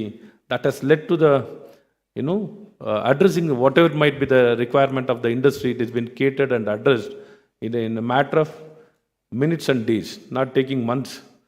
That is the kind of effective administration being provided by our ACS, Dr. E.V. Ramana Reddy.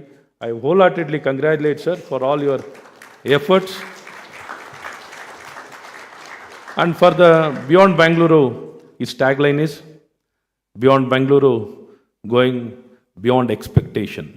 That is the tagline what is given for the Beyond Bangalore, going beyond the expectation.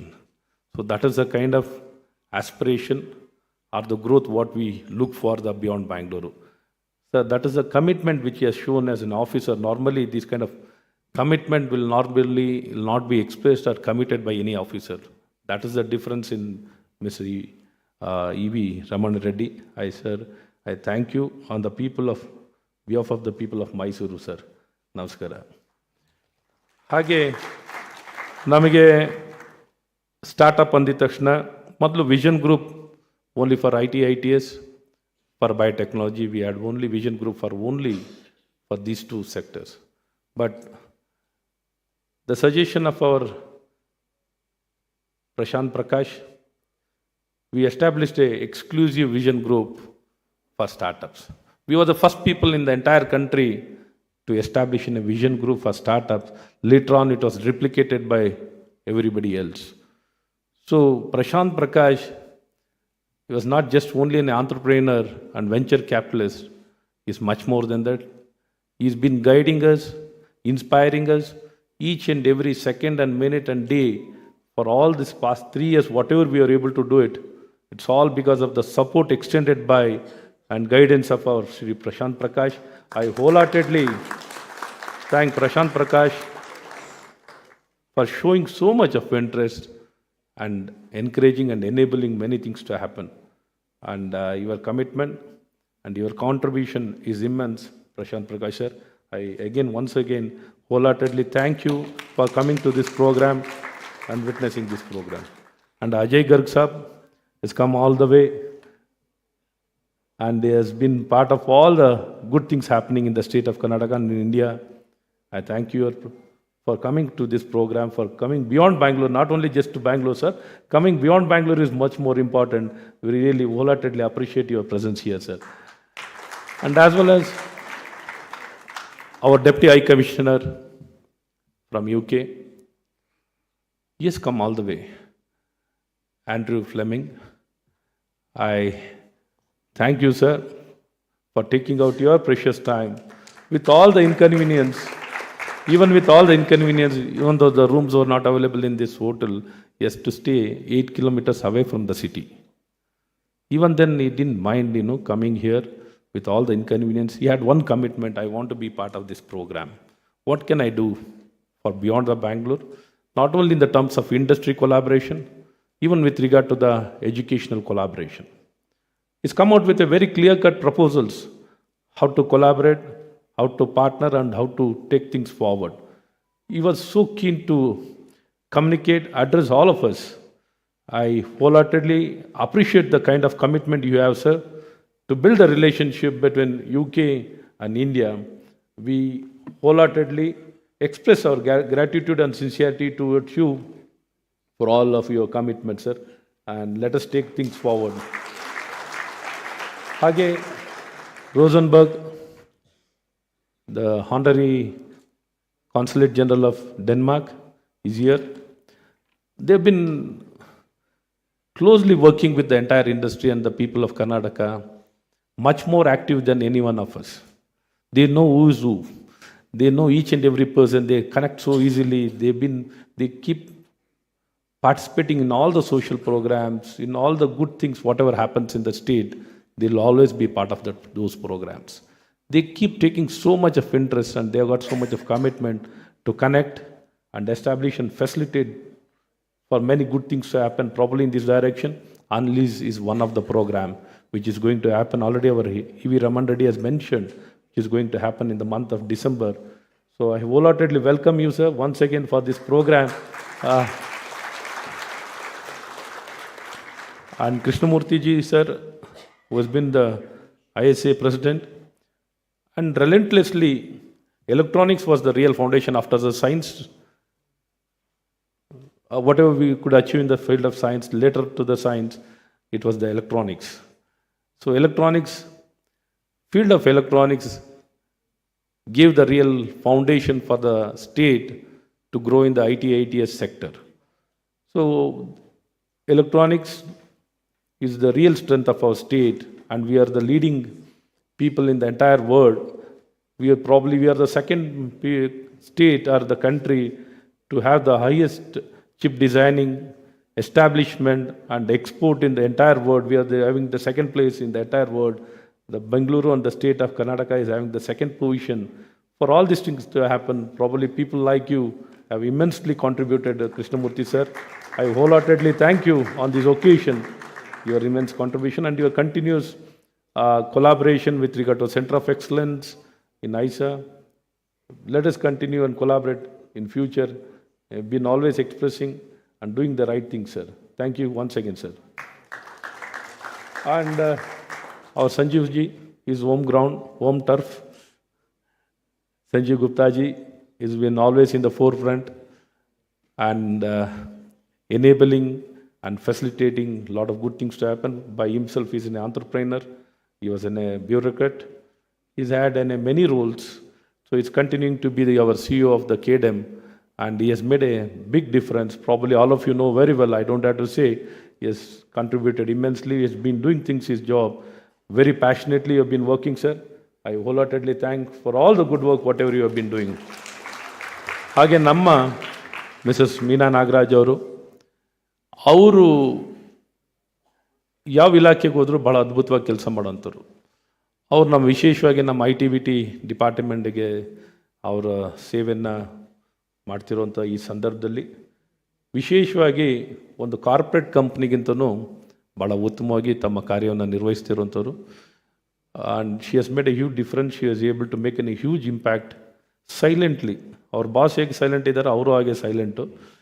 ಅಷ್ಟೇ ಸೈಲೆಂಟಾಗಿ ತಮ್ಮ ಕೆಲಸವನ್ನು ಅದ್ಭುತವಾಗಿ ಮಾಡ್ತಿರೋಂಥವ್ರು Mrs ಮೀನಾ ನಾಗರಾಜ್. ಅವ್ರಿಗೂ ನನ್ನ ಧನ್ಯವಾದಗಳು. ಹಾಗೆ ನಮ್ಮೊಂದಿಗೆ ಟಾಟಾ ಸನ್ಸಿನ ಪ್ರತಿನಿಧಿಗಳಾಗಿ ಬಂದಿರುವಂಥ Tanmay ಚಕ್ರವರ್ತಿಯವರು is come all the way. I wholeheartedly welcome you for this program, sir.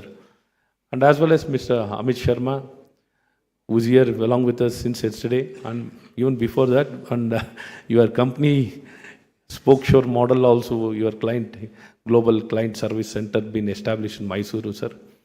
For that also and for your presence also, sir. I wholeheartedly thank you for witnessing this program, being part of this program, sir. And all other dignitaries, ನಮ್ಮ ವಿವಿಧ MOUಗಳನ್ನ sign ಮಾಡಿ ತಮ್ಮ ಸಹಕಾರ, ತಮ್ಮ collaboration, ಪಾರ್ಟ್ನರ್ಶಿಪ್ಪನ್ನು extend ಮಾಡಿರುವಂಥ ನಮ್ಮೆಲ್ಲ ಗೌರವಾನ್ವಿತ ಅತಿಥಿಗಳು ಮತ್ತು ಎಲ್ಲ ಅವರ ಸಿಬ್ಬಂದಿಗಳಿಗೆ ನಾನು ಮತ್ತೊಮ್ಮೆ ಹೃದಯಪೂರ್ವಕವಾಗಿ ಅವರಿಗೆ ಕೃತಜ್ಞತೆಯನ್ನು, ಅಭಿನಂದನೆಗಳನ್ನು ಸಲ್ಲಿಸ್ತೇನೆ. ಆತ್ಮೀಯರೇ, ಈಗಾಗಲೇ ನಿಮ್ಗೆ ಹೇಳಬೇಕು ಅಂದರೆ ಇನ್ನೂ ಹೆಚ್ಚೇನು ಹೇಳೋಕ್ಕೆ ಹೋಗಲ್ಲ. ಯಾಕೆಂದರೆ ಸವಿಸ್ತಾರವಾಗಿ ಎಲ್ಲ ವಿಚಾರವನ್ನು ನಮ್ಮೆಲ್ಲ ಗಣ್ಯಮಾನ್ಯರು ತಿಳಿಸಿದ್ದಾರೆ. ತಮಗೂ ಎಲ್ಲ ಗೊತ್ತಿರೋಂಥ ವಿಚಾರ. ಇವತ್ತು ಈ ದಿಕ್ಕಿನಲ್ಲಿ ಇವತ್ತು ಮೈಸೂರಿನಲ್ಲಿ ಬೇಕಾಗಿರುವಂಥ ಫಿಸಿಕಲ್ ಇನ್ಫ್ರಾಸ್ಟ್ರಕ್ಚರ್ನೆಲ್ಲ ಒದಗಿಸ್ಲಿಕ್ಕೆ ನಮ್ಮ ಸನ್ಮಾನ್ಯ ಲೋಕಸಭಾ ಸದಸ್ಯರು, ಕೇಂದ್ರ ಸರ್ಕಾರ, ರಾಜ್ಯ ಸರ್ಕಾರ ಅವಿರತವಾಗಿ ಕೆಲಸ ಮಾಡ್ತಿರುವಂಥದ್ದಿದೆ. ಈ ದಿಕ್ಕಿನಲ್ಲಿ ಇವತ್ತು ಏರ್ಪೋರ್ಟ್ ಎಕ್ಸ್ಪ್ಯಾನ್ಷನ್ನು ಇವತ್ತು ಮಾಡಲಿಕ್ಕೆಲ್ಲ ಕ್ರಮವನ್ನು ವಹಿಸಿರುವಂಥದ್ದಿದೆ. ರಾಜ್ಯ ಸರ್ಕಾರದಿಂದ 350 ಕೋಟಿಯನ್ನು ಇವತ್ತು ಏರ್ಪೋರ್ಟ್ ಎಕ್ಸ್ಪ್ಯಾನ್ಷನ್ ಮಾಡಲಿಕ್ಕೆ ಲ್ಯಾಂಡ್ ಅಕ್ವಿಷನ್ಗೋಸ್ಕರ, for the sake of only land acquisition, government has provided 350 crores to the KDB to acquire land and provide it to the Airport Authority of India, so that this airport will become an international airport to connect with various destinations across the country and across the world. That has been always led by our Pratap Simhaji. He's been always consistently working for it. In any infrastructure with regard to the adding more number of trains, or the connectivity between Bengaluru and Mysuru for the establishment of the 10-lane road, or the taking up of the inner ring road of the Mysuru, by the government of India, NHAI. Earlier it was under the control of the MUDA. Now this responsibility or the maintenance has been given to the NHAI. Thereby, NHAI has given more than 100 crores, 160 crores fund has been provided to upgrade and to maintain in future also. Once the road is done, it's not good enough. To maintenance of the road also is very important. Probably in this direction, NHAI can make a huge difference. ಹಾಗಾಗಿ ನಿಮಗೆ ಮತ್ತೊಮ್ಮೆ ನಿಮಗೆ ಮೈಸೂರಿನ ಜನತೆ ಮತ್ತು ನನ್ನ ಇಲಾಖೆಯ ಪರವಾಗಿ ಧನ್ಯವಾದಗಳು. ಅಷ್ಟಕ್ಕೆ ಅವರು ಸುಮ್ಮನೆ ಆಗಿಲ್ಲ. 53 ಕಿಲೋಮೀಟರ್ ರಿಂಗ್ ರೋಡ್ ಸಾಲಲ್ಲ, ನನಗೆ ಪೆರಿಫರಲ್ ರಿಂಗ್ ರೋಡನ್ನು ಬೇಕು ಅಂತ ಈಗಾಗಲೇ ಅವರು ಒಂದು ಸ್ವಲ್ಪ ಜಾಸ್ತಿ ದೂರದೃಷ್ಟಿ ಇರೋಂಥವ್ರು. ಈಗಾಗಲೇ ಅದಕ್ಕೂ DPR ಮಾಡಿಸಿ 102 ಕಿಲೋಮೀಟರ್ನ ಪೆರಿಫರಲ್ ರಿಂಗ್ ರೋಡ್ನ ಮಾಡಲಿಕ್ಕೆ ಕ್ರಮವನ್ನು ವಹಿಸಿ ಕೆಲಸ ಮಾಡ್ತಿರೋಂಥವ್ರು. ಈ ರೀತಿ ಭಾಳಷ್ಟು ಉತ್ಸಾಹದಿಂದ ಕೆಲಸ ಮಾಡ್ತಿದ್ದಾರೆ. ನಿಮ್ಮ ಉತ್ಸಾಹ ಜೊತೆಯಲ್ಲೇ ನಮ್ಮ ಇಲಾಖೆಯಿಂದಲೂ ನಿಮಗೆಲ್ಲ ರೀತಿಯಾದಂಥ ಸಹಕಾರವನ್ನು ಕೊಡ್ತೀವಿ. ಇವತ್ತು ಭರವಸೆ ಮತ್ತು ಭವಿಷ್ಯ ಇರುವಂಥದ್ದು ಪ್ರತಿಭೆ ಆಧಾರಿತವಾಗಿ, ಇದು ಜ್ಞಾನ ಆಧಾರಿತವಾದಂಥ ಶತಮಾನ. ಈ ಜ್ಞಾನ ಆಧಾರಿತವಾದಂಥ ಶತಮಾನದಲ್ಲಿ ಜ್ಞಾನಕ್ಕೆ ಅತಿ ಹೆಚ್ಚಿನ ಒತ್ತನ್ನು ಕೊಡಬೇಕು. ಸೊ ಆ ಕೊಡಬೇಕು ಅಂದರೆ ಹೇಗೆ ಮಾಡಬೇಕು ಅಂದರೆ ಇರುವಂಥ ಸಂಸ್ಥೆಗಳ ಗುಣಮಟ್ಟ ಹೆಚ್ಚಿಸಲಿಕ್ಕೆ ಪೂರಕವಾಗಿ ಮಾಡಬೇಕಾಗಿರುವಂಥ ಎಲ್ಲ ಕಾರ್ಯಗಳನ್ನು ಮಾಡಿ ಅಲ್ಲಿ ಗುಣಮಟ್ಟವನ್ನು ಹೆಚ್ಚಿಸಲಿಕ್ಕೆ ಬೇಕಾಗಿರುವಂಥ ಎಲ್ಲ ರೀತಿಯಾದಂಥ ಸುಧಾರಣೆಗಳನ್ನು ನಮ್ಮ ಸನ್ಮಾನ್ಯ ಪ್ರಧಾನಮಂತ್ರಿಗಳಾದಂಥ ನರೇಂದ್ರ ಮೋದಿಯವರ ಒಂದು ನಾಯಕತ್ವದಲ್ಲಿ ನ್ಯಾಷನಲ್ ಎಜುಕೇಷನ್ ಪಾಲಿಸಿ, ಈ ನ್ಯಾಷನಲ್ ಎಜುಕೇಷನ್ ಪಾಲಿಸಿ ನನ್ನ ಮನಸ್ಸಿನಲ್ಲೂ ಅಂದ್ಕೊಂಡಿರಲಿಲ್ಲ ಇಷ್ಟು ಲಿಬ್ರಲ್ ಆಗಿರುತ್ತೆ, ಇಷ್ಟು ಫಾರ್ವರ್ಡ್ ಲುಕ್ಕಿಂಗ್ ಆಗಿರುತ್ತೆ. It will be a biggest enabler, facilitator. ಇಲ್ಲದೇ ಸ್ಟ್ರಿಂಗ್ಸ್ ಎಲ್ಲ ಟೈಮ್ ಮಾಡಿಕೊಂಡು ಅಬ್ಸ್ಟಕಲ್ಸ್ ಕ್ರಿಯೇಟ್ ಮಾಡಿಕೊಂಡು ಎಲ್ಲ ರೀತಿಯಾದಂಥ ಅಡಚಣೆಗಳು ಮುಕ್ತವಾಗಿ ಈ ಕಾಲಕ್ಕೆ ಬೇಕಾಗಿರುವಂಥ ಗುಣಮಟ್ಟದ ಶಿಕ್ಷಣವನ್ನು ಕೊಡಬೇಕು ಅಂದರೆ ಅಡೆತಡೆ ಇದ್ದರೆ ಮಾಡಲಿಕ್ಕೆ ಸಾಧ್ಯವಿರಲ್ಲ. ಸೊ ಆ ರೀತಿ ಓಪನ್ ಅಪ್ರೋಚ್, ಸ್ಟೂಡೆಂಟ್ ಸೆಂಟ್ರಿಕ್ ಆಗಿ ಬೇಕಾಗಿರುವಂಥ ಎಲ್ಲ ಸುಧಾರಣೆಗಳನ್ನು only interest should be student centric and doing right and relevant things, and we need to be relevant in the entire world, not just being relevant among the community in India. We need to be relevant in the entire global scenario. ಇದನ್ನು ಮಾಡಲಿಕ್ಕೋಸ್ಕರ ಬೇಕಾಗಿರುವಂಥ ಏನೆಲ್ಲ ಸುಧಾರಣೆಗಳನ್ನು ಮಾಡಬೇಕಾಗಿದೆಯೋ ಅಂತ ಎಲ್ಲ ಸುಧಾರಣೆಗಳು not only in the terms of academic, in the terms of governance and leadership in and administration ಎಲ್ಲ ರೀತಿಯಾದಂಥ ಸುಧಾರಣೆಗಳನ್ನ ತಂದು ಇವತ್ತು ನಮ್ಮ ದೇಶದಲ್ಲಿ 135 ಕೋಟಿ ಜನಸಂಖ್ಯೆ ಇರುವಂಥ ನಮ್ಮ ದೇಶದಲ್ಲಿ ನಿಜವಾದ ಸಬಲೀಕರಣ, ನಿಜವಾದ ಈಕ್ವಿಟಬಲ್ ಡೆವಲಪ್ಮೆಂಟ್, ಇನ್ಕ್ಲೂಸಿವ್ ಗ್ರೋತ್ ಏನಾರು ಆಗಬೇಕು. ಎಲ್ಲ ಜಾತಿ ಜನಾಂಗದ ಸರ್ವರಿಗೂ ಸಮಾನತೆ ಕೊಡಬೇಕು. ಬಡವ, ಸಾಹುಕಾರ, ಇನ್ನೊಬ್ಬ ಮತ್ತೊಬ್ಬ ಅನ್ನೋವಂಥ ವ್ಯತ್ಯಾಸವನ್ನು ಕಾಣಬಾರ್ದು. ಯಾರು ಬೇಕಾದ್ರೂ ಕನಸು ಕಂಡಂಥವರಿಗೆ ತನ್ನ ಕನಸನ್ನು ನನಸಾಗಿ ಒಂದು ಉತ್ತಮ ಪ್ರಜೆಯಾಗಿ, ದೇಶದ ಸತ್ಪ್ರಜೆಯಾಗಿ ಅವನು ಬದುಕಿ ಬಾಳಲಿಕ್ಕೆ ಅವಕಾಶವನ್ನು ಕೊಡಲಿಕ್ಕೆ ನಿಜವಾದ ಒಂದು ಸ್ಟ್ರಾಂಗೆಸ್ಟ್ ಟೂಲ್ ಆರೇನೆ opportunity. It's only through right quality education, not just education, quality education. ಇದನ್ನು ಮಾಡಲಿಕ್ಕೆ ಸಾಧ್ಯವಾಗಿರೋದು ನಮ್ಮ NEPಯ ಮೂಲಕ. ಅದನ್ನು ಸಂಪೂರ್ಣವಾಗಿ ಅರಿತು ಇವತ್ತು ನಮ್ಮ ರಾಜ್ಯ ಸರ್ಕಾರ, ಇವತ್ತು ನಮ್ಮ ರಾಜ್ಯದಲ್ಲಿ ಪ್ರಪ್ರಥಮವಾಗಿ ಅನುಷ್ಠಾನವನ್ನು ಮಾಡಿದಂಥ ರಾಜ್ಯ ಕರ್ನಾಟಕ ರಾಜ್ಯ ಅಂತ ಈ ಸಂದರ್ಭದಲ್ಲಿ ತಮಗೆ ಹೆಮ್ಮೆಯಿಂದ ಹೇಳೋಕ್ಕೆ ಇಷ್ಟಪಡ್ತೀವಿ. ಕೇವಲ ಅನುಷ್ಠಾನ ಅನ್ನೋದಕ್ಕೆ ಸೀಮಿತವಾಗಿಲ್ಲ. ನಾವು just we are not happy and satisfied just because we implemented the national education as in a first state, but more so in a right spirit, in a right way. ಅದು ಬಹಳ ಮುಖ್ಯ. ಆ ಡೈರೆಕ್ಷನಲ್ಲಿ ಇವತ್ತೆಲ್ಲ ರೀತಿಯಾದಂಥ ಕ್ರಮಗಳನ್ನು ವಹಿಸ್ತಾ ಇದ್ದೀವಿ. Not only in the terms of academic, in the terms of governance and administration also we are bringing the right legislation ತಂದು ಇವತ್ತು ನಮ್ಮ ಕರ್ನಾಟಕದಲ್ಲಿ ಭಾಳ ದೊಡ್ಡ ಸುಧಾರಣೆ. ಪ್ರಧಾನಮಂತ್ರಿಗಳು ಹೇಳಿದಾಗೆ ಅಮೃತ್ ಕಾಲ್, next 25 years should be Karnataka's. Karnataka, not only for our country, for the entire world, we want to be the leaders and we want to evolve, we want to achieve that. For that to happen, a right education system is important. ಅಮೃತ ಕಾಲವನ್ನು ನೋಡಬೇಕು ಅಂದರೆ ಅದು ಪ್ರತಿಭೆಯ ಮೂಲಕ ಮತ್ತು ಜ್ಞಾನದ ಮೂಲಕ, ಕೌಶಲ್ಯತೆಯ ಮೂಲಕ ನೋಡಲಿಕ್ಕೆ ಸಾಧ್ಯವಿರುತ್ತೆ. ಇದನ್ನು ನಮ್ಮ ನಾಡಿನಲ್ಲಿ ಸಮಸ್ತ 6.5 ಕೋಟಿ ಜನಕ್ಕೂ ಸಿಗೋ ರೀತಿಯಲ್ಲಿ ನಮ್ಮ ಸರ್ಕಾರದಲ್ಲಿ ನಾವು ಕಾರ್ಯವನ್ನು ಮಾಡ್ತಾ ಇದ್ದೀವಿ ಅಂತ ಈ ಸಂದರ್ಭದಲ್ಲಿ ನಮಗೆ ವಿಶ್ವಾಸವನ್ನು ಕೊಡಲಿಕ್ಕೆ ಇಷ್ಟಪಡ್ತೀನಿ. ಇದನ್ನು ಇಂಡಸ್ಟ್ರಿ ಬಯಸ್ತಿರೋದು ಅಷ್ಟೇ. Wherever you want to establish companies, want to establish any companies, it is based on talent. ಎಲ್ಲಿ ಟ್ಯಾಲೆಂಟ್ ಇಲ್ಲ ಅಲ್ಲೇನು ಮಾಡಲಿಕ್ಕೆ ಆಗಲ್ಲ. ಹಾಗಾಗಿ ಟ್ಯಾಲೆಂಟಿಗೆ ಕೊಡಬೇಕು ಅಂದರೆ ನಾವು ಈ ರೀತಿ ಸುಧಾರಣೆಗಳನ್ನ ಮಾಡಬೇಕು. ಎಲ್ಲ ರೀತಿಯಾದಂಥ ರಿಫಾರ್ಮ್ಸ್ಗಳನ್ನ ಮಾಡ್ತೀವಿ. ಮತ್ತು ಈ ದಿಕ್ಕಿನಲ್ಲಿ ಬಿಯಾಂಡ್ ಬ್ಯಾಂಗ್ಳೂರಿನಿಂದ ಮಾಡಿದಂಥ ಕಾರ್ಯದಲ್ಲಿ ಈಗಾಗಲೇ ಪ್ರತಾಪ್ ಅವರೇ 7 ಕಂಪ್ನಿಗಳು ದೇ ಎಸ್ಟಾಬ್ಲಿಷ್ ದೇರ್ ಆಪರೇಷನ್ಸ್ ಇನ್ ಮೈಸೂರಿನಲ್ಲಿ 7 ಕಂಪ್ನಿಗಳು ಈಗಾಗಲೇ ಕಳೆದ 10 ತಿಂಗಳ ಕಾಲದಲ್ಲೇ 7 ಕಂಪ್ನಿಗಳು ತಮ್ಮ ಆಪರೇಷನ್ಸ್ನ ಮೈಸೂರಿನಲ್ಲಿ ಈಗಾಗಲೇ ಎಸ್ಟಾಬ್ಲಿಷ್ ಮಾಡಿ ಕೆಲಸಗಳು ಪ್ರಾರಂಭ ಆಗಿ ಅವರು ಏನು ಎಂಪ್ಲಾಯಿಗಳನ್ನು ನೇಮಕ ಮಾಡಿಕೊಂಡಿದ್ದಾರೆ. They already appointed the employees and they started functioning, they've been working, they've made the difference. Even for next proposal, we have 7 letter of intent from 7 companies, which is going to make an investment of 1,400 crores will be invested, and as well as they'll be providing employment to 12,000 people. 12,000 ಜನಕ್ಕೆ ಉದ್ಯೋಗ ಹೊಸದಾಗಿಯೂ ಸಿಗುವಂಥದ್ದಿದೆ. ಅದಲ್ಲದೆ ಈಗಾಗಲೇ create ಅವ್ರ ಜೊತೆ ಈಗ ಒಪ್ಪಂದ ಮಾಡ್ಕೊಂಡಿರೋ ಪ್ರಕಾರ ಮುಂದಿನ 2 ವರ್ಷದೊಳಗಡೆ ಸ್ಟೂಡೆಂಟ್ ಲೆಡ್ ಸ್ಟಾರ್ಟಪ್ಸ್ ಕನಿಷ್ಠ 500 ಮಾಡಬೇಕು ಅಂತ. ಕನಿಷ್ಠ 500 ಸ್ಟಾರ್ಟಪ್ಪನ್ನು ಪ್ರಾರಂಭವನ್ನು ಮಾಡಬೇಕು. ಮತ್ತು ಸ್ಟಾರ್ಟಪ್ ಗ್ರಿಡ್ಡನ್ನು ಮಾಡಿರುವಂಥದ್ದಿದೆ. ಸ್ಟಾರ್ಟಪ್ ಗ್ರಿಡ್ನಲ್ಲಿ we will be able to connect with each and every startup each startup can connect with each other startup and know what each other they have been doing with regard to their area of interest or the startup for which they have been established.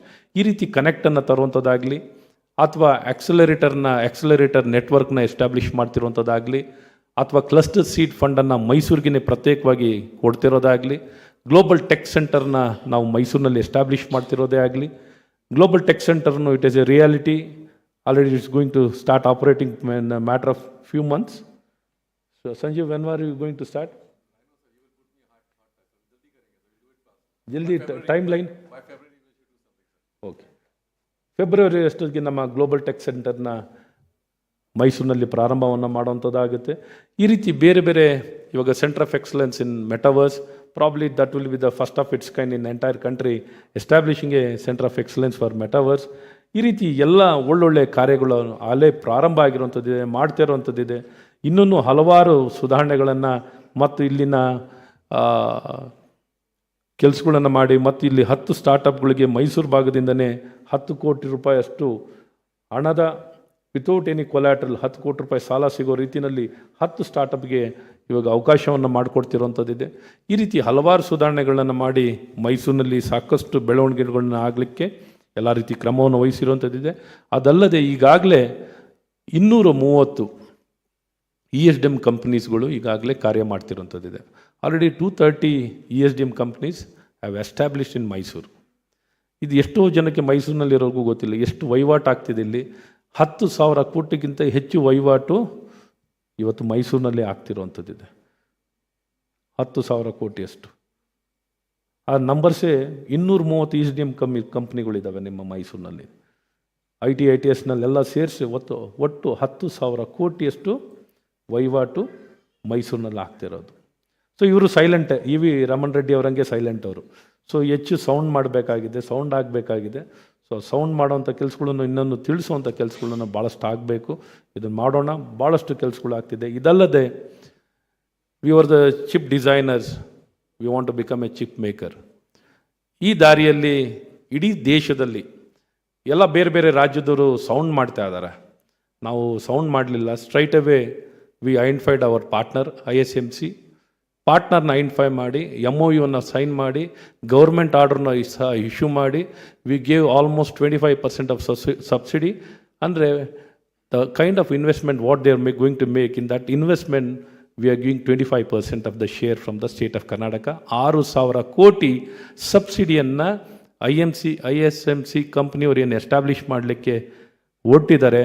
ಅದು ಎಲ್ಲೋ ಮಾಡಲಿಕ್ಕೆ ಹೋಗಲಿಲ್ಲ, ಮೈಸೂರಿನಲ್ಲೇ ಮಾಡಬೇಕು ಅಂತ land identify ಮಾಡಿ 250 ಎಕರ್ಸ್ನೂ ಆ ಕಂಪ್ನಿಗೆ ಕೊಡುವಂಥದ್ದನ್ನ ಮಾಡಿ ಎಲ್ಲ possible utility, what ever utilities they were asking for it, we have provided all the utilities, land, money and commitment, within which we did it in a matter of days, sir. Matter of days. You are so fast. Even now, many states are still searching for partners. But we were able to identify our partners, make our commitment. ನಮ್ಮಷ್ಟು ಫಾಸ್ಟಾಗಿ ಯಾರು ಮಾಡಿಲ್ಲ. ಆದರೆ ನೀವು ದಿನ ಯಾಕೆ news ಬರ್ತಾರೆ ಅಂದರೆ ಅವರು ಇನ್ನೊಂದು ಕ್ಲಾರಿಟಿ ತೊಗೊಂಡಿಲ್ಲ, ಹಾಗಾಗಿ ಇನ್ನೂ ನ್ಯೂಸಲ್ಲಿ ಓಡ್ತಾ ಇರುತ್ತೆ. ಆಗ ನಿಮಗೆ ಆ ನ್ಯೂಸೆನ್ಸ್ ವ್ಯಾಲ್ಯೂ ಇದ್ದನ್ನೇ ನೋಡುವಂಥದ್ದು ಜಾಸ್ತಿ ಆಸಕ್ತಿ ಇರುತ್ತೆ. ಸೊ ನಾವು ಏನು ಚೆನ್ನಾಗಿ ಫಾಸ್ಟಾಗಿ ಮಾಡಿದ್ದೀವೋ ಅದನ್ನು ಅಪ್ರಿಷಿಯೇಟ್ ಮಾಡ್ದೇನೆ ಇನ್ನೂ ಜನ ಈ ಅಪ್ರಿಷಿಯೇಟ್ ಮಾಡಿ ಕಮಿಟ್ಮೆಂಟ್ ಮಾಡಿರೋದನ್ನು ಕೆಲವರು ಇಲ್ಲಿ ಮೈಸೂರಿನಲ್ಲಿ ಕೆಲವರು ಬುದ್ಧಿವಂತರು ಅದಕ್ಕೂ ಒಂದು ಏನು ವ್ಯಾಖ್ಯಾನವನ್ನು ಮಾಡಿದ್ದಾರೆ. ಇದ್ರ ಬಗ್ಗೆ ಚರ್ಚೆ ಭಾಳ ಅವರೇ ಸಬ್ಜೆಕ್ಟ್ ಎಕ್ಸ್ಪರ್ಟ್ ಥರ ಕೆಲವರು ವ್ಯಾಖ್ಯಾನ ಮಾಡಿರೋರು ಅಂತಿದ್ದಾರೆ. ಸೊ ಈ ರೀತಿ ಭಾಳ ಹೆಜ್ಜೆಗಳನ್ನು ಮುಂದೆ ಇಟ್ಟು ನಾವು ಕೆಲಸ ಮಾಡಿರುವಂಥದ್ದಿದೆ. ಅದಕ್ಕೆ ಪ್ರತಿಕ್ರಿಯೆಯೂ ಸಹ ಊರಿಂದ ಬರಬೇಕು. ಈಗ ಹೇಗೆ ನಮ್ಮ ಪ್ರತಾಪ್ ಅವರು ಆವತ್ತು ನಾವು ನಿಶ್ಚಯ ಮಾಡಿದ್ದ ದಿನವೇ ಎಷ್ಟು ಜನ ಗಮನಿಸಿದ್ರೋ ಇಲ್ವೋ, ನಾಲ್ವಡಿ ಕೃಷ್ಣರಾಜ ಒಡೆಯರವರ ಫೋಟೋ ಹಾಕಿ ನಾಲ್ವಡಿಯವರ ಕಾಲ ಮರುಕಳಿಸ್ಬೇಕು ಮೈಸೂರಿನಲ್ಲಿ ಅನ್ನುವಂಥ ಒಂದು ಹೇಳಿಕೆ ಮೂಲಕ ನಾವು ಅವತ್ತು ಟ್ವೀಟ್ ಮಾಡಿ ಇಡೀ ದೇಶದ ಮತ್ತು ರಾಜ್ಯದ ಜನರ ಜೊತೆ ಈ ಸಿಹಿ ಸುದ್ದಿಯನ್ನು ಹಂಚ್ಕೊಂಡಿರುವಂಥದ್ದಿದೆ. ಅದನ್ನು ರೆಸೊನೇಟ್ ಆಗಬೇಕು. ಬೇರೆ ಯಾವುದೋ ಸಣ್ಣ ಯಾವುದೋ ಬೇಡವಾದ ಸುದ್ದಿ ಆಗುತ್ತೆ, ಜನಕ್ಕೆ ವಿಚಾರನೇ ಗೊತ್ತಿಲ್ಲ. ಏನಪ್ಪ ಇದು ಸೆಮಿ ಕಂಡಕ್ಟರ್ ಫ್ಯಾಬ್ ಅನ್ನೋಂಥದ್ದು ಎಷ್ಟೋ ಜನಕ್ಕೆ ಗೊತ್ತಿಲ್ಲ. ಇದು ಹೇಗೆ ವ್ಯತ್ಯಾಸ ಮಾಡ್ಬೋದು, ಎಷ್ಟು ಲಕ್ಷ ವಹಿವಾಟು ಆಗ್ಬೋದು, ಮೈಸೂರಿನಲ್ಲಿ ಎಷ್ಟು ಲಕ್ಷ ವಹಿವಾಟು ಆಗ್ಬೋದು, ಯಾವ ರೀತಿ ಬೆಳವಣಿಗೆ ಆಗ್ಬೋದು ಅನ್ನೋದನ್ನ ಯಾವ ವಿದ್ಯಾಸಂಸ್ಥೆಯವರು ಚರ್ಚೆ ಮಾಡಿಲ್ಲ, ಯಾವ ಇಂಜಿನಿಯರಿಂಗ್ ಕಾಲೇಜವರು ಚರ್ಚೆ ಮಾಡಲ್ಲ. ವೆನ್ ಇಂಪಾರ್ಟೆಂಟ್ ಸಬ್ಜೆಕ್ಟ್ ಯಾರು ಮಾಡೇ ಇರಲ್ಲ, ಏನೋ ಹೇಳಿರ್ತಾರೆ, ಏನೋ ಬಿಡು ಅಂತ ಅಂತಿರ್ತಾರೆ. ಸೊ ಈ ರೀತಿ ಆದರೆ ಹೇಗಾಗುತ್ತೆ ಒಂದು ಊರಿಗೆ ಬೆಳವಣಿಗೆ? ಅದನ್ನು ಹೇಗೆ ನೀವು ಎದುರು ನೋಡಬೇಕು? ಜನ ಭಾಳಷ್ಟು ಎದುರು ನೋಡುವಂಥದ್ದು ಇರಬೇಕು. ಇಲ್ಲಿ ಭಾಗದ ಬದುಕನ್ನೇ ಬದಲಾಯಿಸಲಿಕ್ಕೆ ಸಾಧ್ಯವಿರೋಂಥ ಒಂದು ಕ್ಷೇತ್ರ, ಅಷ್ಟು ಪವರ್ಫುಲ್ ಆಗಿರೋವಂಥದ್ದು. ಸೊ ಇದ್ರ ಜೊತೆಗೆ ಆನ್ಸಿಲರಿ ಬರೋವಂಥದ್ದು ದೊಡ್ಡ ದೊಡ್ಡ ಎಸ್ಟಾಬ್ಲಿಷ್ಮೆಂಟ್. ಇನ್ನು ಈಗೇನು 250 ಎಕರೆ, ಅದಲ್ಲದೆ 200 ಎಕರೆ ಡೆಡಿಕೇಟೆಡ್ ಆಗಿ ESDMಗೆ ಕೊಟ್ಟಿರುವಂಥದ್ದಿದೆ. ESDMಗೆ ಈಗಾಗಲೇ ಡೆಡಿಕೇಟೆಡ್ ಆಗಿ 200 ಎಕರೆ ಕೊಟ್ಟಿದ್ದೀವಿ. ಇದಲ್ಲದೆ ಇನ್ನು ಎಷ್ಟು 1000 ಎಕರೆ ಕೊಟ್ಟರು ಸಾಲಲ್ಲ, ಅಷ್ಟು ಜಾಗ ಬೇಕಾಗುತ್ತೆ. ಇಷ್ಟು ಒಳ್ಳೆ ಬೆಳವಣಿಗೆ ಆಗೋಲಿಕ್ಕೆ ಮೈಸೂರಿನಲ್ಲಿ ಸಾಧ್ಯವಿರುತ್ತೆ. ಇದನ್ನೆಲ್ಲ ಮಾಡೋ ಮೂಲಕ ಇಡೀ ದೇಶದಲ್ಲಿ 2 ಸೆಮಿ ಕಂಡಕ್ಟರ್ ಫ್ಯಾಬ್ ಮಾಡಲಿಕ್ಕೆ ಸಬ್ಸಿಡಿ ಸಿಗುವಂಥದ್ದು. ಅದೆಲ್ಲಿ ಅಂತ ನಾವು ನಮ್ಮ ರಾಜ್ಯದಿಂದ, ನಮ್ಮ ಸರ್ಕಾರದಿಂದ ಭಾಳ ಸ್ಪಷ್ಟವಾಗಿ ಕಮಿಟ್ಮೆಂಟನ್ನು ಕೊಟ್ಟಿದ್ದೀವಿ. V are the first people. ಇನ್ನೂ ಎಷ್ಟೋ ರಾಜ್ಯಗಳು ಇನ್ನೊಂದಕ್ಕೆ ಕಮಿಟ್ಮೆಂಟ್ ಇನ್ನು ಪಾರ್ಟ್ನರ್ ಐಡೆಂಟಿಫೈ ಆಗಿಲ್ಲ. ನಾವು ಡಿಸೈಡ್ ಮಾಡಿ ಎಷ್ಟು ತಿಂಗಳಾಯಿತು Raman Reddy sir? 3 months, 4 months.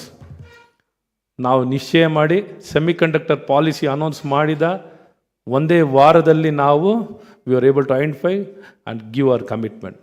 ಇನ್ನು ಬೇರೆ ರಾಜ್ಯಗಳು ಯಾರೂ 4 ತಿಂಗಳಾದ್ರೂ ಇನ್ನೂ ಪಾರ್ಟ್ನರ್ನ ಐಡೆಂಟಿಫೈ ಮಾಡ್ಕೊಳ್ಳೋಕ್ಕಾಗಿಲ್ಲ, ಅಥವಾ ಅವರು ಸಬ್ಸಿಡಿಗಳನ್ನ ಕೊಡಲಿಕ್ಕಾಗಿಲ್ಲ. ಸೊ ಈ ರೀತಿ ಮುಂಚೂಣಿಯಲ್ಲಿದ್ದೀವಿ. ವಿಶ್ವಾಸ ಇರಲಿ, ಭರವಸೆ ಇರಲಿ. ನಾವು ಭಾಳ ಶ್ರದ್ಧೆ, ಭಕ್ತಿ, ಆಸಕ್ತಿಯಿಂದ ನಮ್ಮ ಮೈಸೂರು ನಮಗೆಲ್ಲ ಅಭಿಮಾನ, ಹೆಮ್ಮೆ. ನಮ್ಮ ಮೈಸೂರು ಅಂದರೆ ನಮಗೆ ಹೆಮ್ಮೆ. ಹೆಮ್ಮೆಯನ್ನು ಹೆಚ್ಚಿಸ್ಕೊಳ್ಳಿಕ್ಕೆ ನಾವೇನು ಬೆಂಗಳೂರಿನಲ್ಲಿದ್ದರೂ ಮೈಸೂರು ಅಂದರೆ ನಮಗೆ ಹೆಮ್ಮೆ, ಅತಿಯಾದ ಗೌರವ. ಮೈಸೂರು ಸಂಸ್ಥಾನ ಇಡೀ ದಕ್ಷಿಣ ಕರ್ನಾಟಕಕ್ಕೆ ಯಾವ ರೀತಿ ವ್ಯತ್ಯಾಸವನ್ನು ಮಾಡಿ ಮಾದರಿಯ ರಾಜ್ಯವನ್ನು ಕಟ್ಟಿರುವಂಥದ್ದು, ಇಡೀ ವಿಶ್ವಕ್ಕೆ ಮಾದರಿಯಾಗಿರುವಂಥದ್ದು ಮೈಸೂರು ಸಂಸ್ಥಾನ. ಹಾಗಾಗಿ ಇವತ್ತು ಈ ಸಂಸ್ಥಾನದ ಸಾಧನೆಗಳನ್ನು ಸರಿಸಮಾನವಾಗಿ ಇನ್ನೂ ಉತ್ತಮಗೊಳಿಸುವಂಥ ಪ್ರಯತ್ನಗಳು ನಮ್ಮಿಂದ ಆಗಬೇಕು ಅಂತ ಪ್ರಯತ್ನವನ್ನು ಮಾಡ್ತಿದ್ದೀನಿ ಅಂತ ತಿಳಿಸಿ, ನನ್ನ ಮಾತಾಡಲಿಕ್ಕೆ ಅವಕಾಶವನ್ನು ಮಾಡಿಕೊಟ್ಟು ನಾನು 2 ಮಾತನ್ನು ಕೇಳಿದಂಥ, ಇನ್ನೂ ಮಾತಾಡ್ತಿದ್ರೆ ತುಂಬ ಮಾತಾಡ್ತಿರ್ಬೋದು. ಇಲ್ಲೇ ನಾನು ಮಾತನ್ನು ನಿಲ್ಲಿಸ್ತೀನಿ. ಮತ್ತು ಇಲ್ಲೂ ಶಿಕ್ಷಣ ಸಂಸ್ಥೆಗೆ ಇನ್ನೂ ಹೆಚ್ಚಿನ ಒತ್ತನ್ನು ಕೊಡ್ತೀವಿ. ನಮ್ಮ ವಿಶ್ವೇಶ್ವರಯ್ಯ ಟೆಕ್ನಾಲಜಿಕಲ್ ಯೂನಿವರ್ಸಿಟಿಯಿಂದನೂ ಇವತ್ತು ಏನೆಲ್ಲ ಕೊಲಾಬ್ರೇಷನು, ಫೆಸಿಲಿಟೇಷನ್ ಏನೇನು ಮಾಡಬೇಕು, ಮೆಟಾವರ್ಸಿಗೆ ಸೆಂಟರ್ ಆಫ್ ಎಕ್ಸಲೆನ್ಸ್ನ ಎಸ್ಟಾಬ್ಲಿಷ್ ಮಾಡಲಿಕ್ಕೆ ಅಲ್ಲಿ ಫಿಸಿಕಲ್ ಸ್ಪೇಸನ್ನು ನಾವು ಕೊಡ್ತೀವಿ ಅಂತ ಈ ಸಂದರ್ಭದಲ್ಲಿ ಭರವಸೆನ ಮತ್ತು ಮಾತನ್ನು ಕೊಡುತ್ತಾ, ಇನ್ನು ಏನೆಲ್ಲ ಕ್ರಿಯೆಗಳು ಆಗಬೇಕು ಮಾಡೋಣ, ಮುಂದೆ ಸಾಗೋಣ. ನಿಮ್ಮ ನಾಯಕತ್ವಕ್ಕೆ ಇನ್ನೂ ಹೆಚ್ಚಿನ ಶಕ್ತಿ ಕೊಡುವಂಥ ಕೆಲಸಗಳು ನಾವು ಮಾಡ್ತೀವಿ ಅಂತ ತಿಳಿಸಿ ನನ್ನ ಮಾತನ್ನು ನಿಲ್ಲಿಸ್ತೀನಿ. ಜೈ ಹಿಂದ್, ಜೈ Karnataka.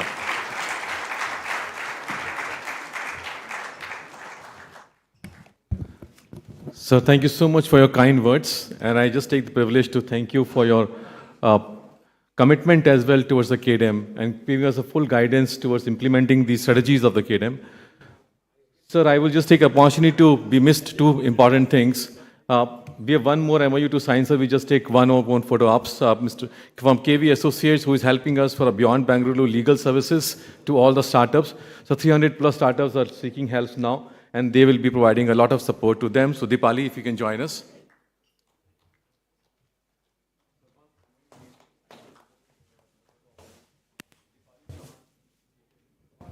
A round of applause, please. Another lovely, lovely gesture from being the partner with KDM.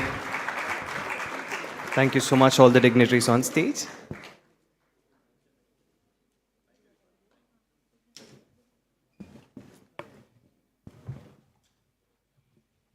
Sir, I want to invite Micrographia here for a facilitation because they have been our partner as well. They have been now looking forward for, they have already opened an office here in Mysuru. So we want to appreciate their support and efforts. Please come, Nandan.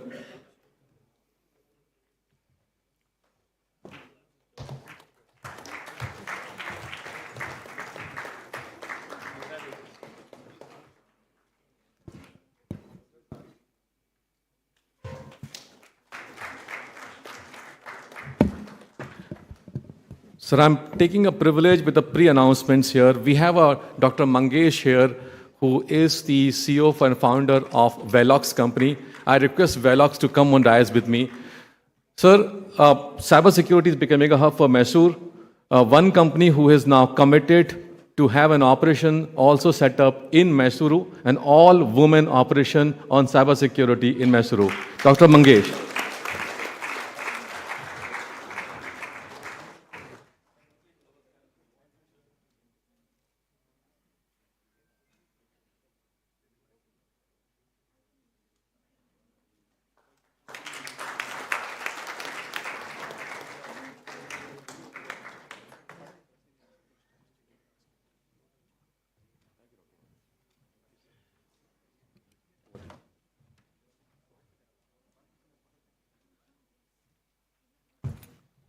May I kindly request Sanjeev sir to please present.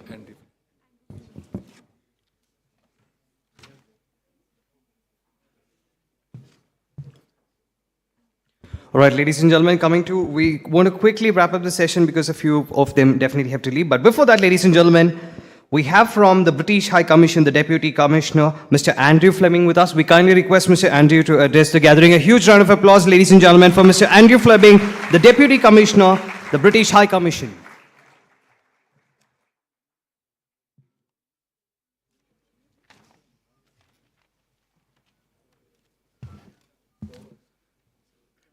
Namaskara. I'm having to get used to saying this instead of Sapaku Namaskaramu, but I'll say that for any Telugu speakers as well. I served 5 years in Hyderabad. Actually, here in Bengaluru, I'm officer on temporary special duty after completing as Deputy High Commissioner there. We'll have a permanent person coming very soon. But I'm really, in the short time of 3 months that I've been working in Karnataka, I found a lot of really strong positives here in the state.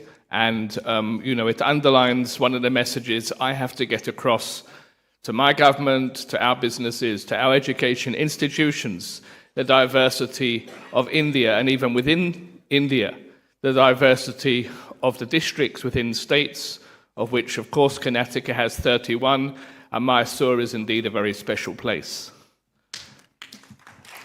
As a diplomat, my role effectively is to introduce the offers of my country to the Indian market, and equally to introduce the opportunities in the states which I'm responsible for, at the moment, Karnataka and Kerala, to the UK business, and indeed beyond. I love your slogan, business and beyond.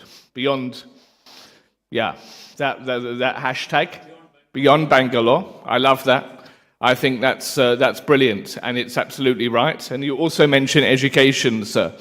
And education is, of course, another really important element in any aspiration to upscale any city. And that came across very much in the excellent conversation we had last night. Now, I mean, after 5 years already in South India, I've seen how GDP has busted the 50% for the whole of India among the 5 southern states. I think it's now 57%, and 34% of that comes out of this state, Karnataka. And so, when there was a chance to come and engage with this Beyond Bangalore program, I was really excited. I wanted to do that in the short time I was here, and that's why I came to Mysuru. It's only 3 weeks ago that the whole Beyond Bangalore concept had come on my radar, because we had the Lord Mayor of London. Now, he came here to Bangalore the first time he'd come in that capacity, and only the second time in 671 years or something that a Lord Mayor has ever come to Bangalore. I'm sorry they didn't come to Mysuru, but I promise you KDEM did a very good job in promoting Mysuru as well as Mangalore and Hubli and their offers as part of that. Now, they're bidding to the mayor of one of the financial capital of the world, but at the same time, post-pandemic, his remit is not only about the City of London, which historically it was. Now his remit is to promote all of the UK in the financial services sector. And in addition to him, the same week, we had two other guests. We had the Mayor of West Yorkshire, one of the 10 metropolitan regions we now have in the UK. To my knowledge, that's the third of the 10 metropolitan mayors to have visited Connecticut. We had the Mayor of Birmingham and the Mayor of Manchester prior to the pandemic. So again, real interest from the UK, from our regions here into Connecticut. As I say to all of them that come here, I mean, you know, the main driver, why do you go out? Why do you visit? Primarily, you're looking to attract investors. Just as at this event, attracting myself and my Danish colleague, you know, you're looking for us to say, yes, this is a place to invest. And indeed, I see many reasons why it should be. And I'm learning and I'll take away. And my job is to take that information away and share that with British businesses, with British education institutions, and say, look, you must go beyond Bangalore. That's what I'll do. But if you're really serious, it has to go in both directions. It can't just be about inward investment, it has to be about trade and about business and about putting stuff out in the opposite direction. And I can tell you that, you know, from the UK's point of view, we want to see collaborative, meaningful partnerships between our Tier 2 cities and wonderful Tier 2 cities like yours, like Mysuru, like Mangalore, like Hubli. We want to try and find where there's those connections, where there's a win-win for both the citizens of these cities and the citizens of those cities and the areas around them, that will boost prosperity for both. And that really is the objective I have, if I'm very honest, and I'm very excited by what I've seen and what I heard in the discussion last night, which is why they've given me a little bit longer to speak than I would have otherwise had. So I want to go on and address, if I may, the opportunities as I see it on the three sectors linked to this whole initiative. So the first one, I want to say, actually, before I get onto that, I just want to talk about technology as a whole. From the UK's point of view, the digital sector has contributed last year 150 billion to our economy. It's a key growth centre, and 9% of UK's workforce are now engaged in the digital sector. So that's pretty huge. And the UK also was the fifth greatest services exporter in the world in 2019, with 25% of exports since 2015. But in the three sectors, agritech, the UK's agricultural market is one of the largest in Europe. The agri-tech space is rich in talent, and the UK has a proven ability to develop new products and successfully bring them to market with commercial partners. The UK government has set 2050 as its deadline for net zero, and the National Farmers Union is actually aiming to improve that target by 10 years to 2040, encouraging landowners and managers to improve productivity, efficiency, land management, and changing land use to capture more carbon. And a simplistic way of putting it is farmers need more produce of the same quality of food or more with less inputs in smarter ways. And just because they're inventing that there, that's something that they can also bring and engage here. And equally, some of the initiatives that are coming out from the startups I've met in my 5 years here from different parts of all of India, actually, have some really fantastic offers that they can push in the other direction. So we're very interested in the Hubli focus, and we're very keen to follow how that develops. And I'm definitely going to look at where there could be some collaboration in that space, both educationally and also in terms of a city-to-city partnership. I have to be honest, that's the one that I have got the least clarity on of the three, so I'll park it there. On fintech, UK is already a world leader in this space, owning more than 10% of the global market share and home to approximately 1,600 fintech companies. So fintech is a really, really important sector in the UK and estimated to be worth more than 11 billion in revenue as of 2019, which was up by 6.6 billion from 2015. And the fintech sector now accounts for around 8% of the total financial services output. UK's fintech sector employs something like 76,500 people across the UK, and we are the second largest destination for fintech investment after US, and continue to be the most attractive destination for fintech in Europe. Investments in the UK fintech sector grew by 9.1 billion in the first year, and 24% increase from the same period in 2021. So it's again really exciting, and many of these fintech companies now are interested in expanding their footprints internationally. Many have come to India. I've hosted in Hyderabad. I've hosted even a few since I've been here in Karnataka. I've engaged also with some in Kerala.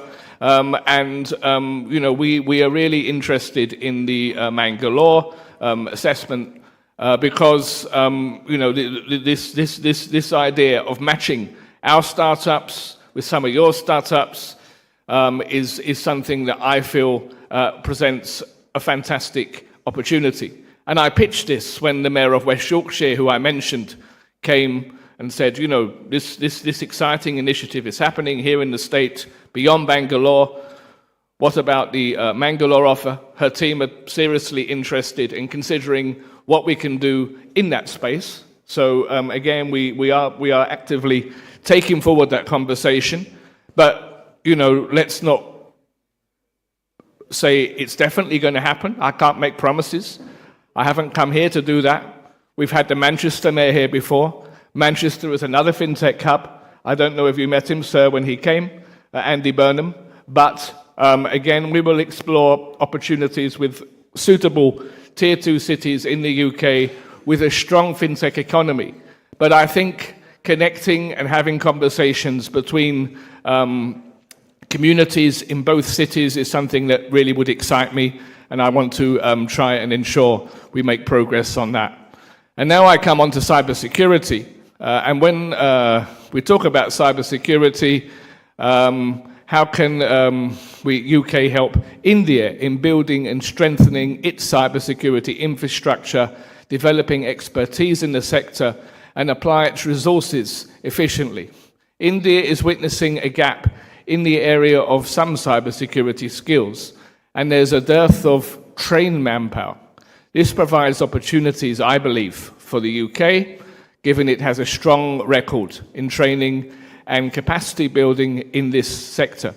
The UK is among the best in the world in the area of cyber forensics, with a rise in the amount of cybercrime, and your DGP for Karnataka, who I also happened to meet this week, told me that cybercrime was his second top priority.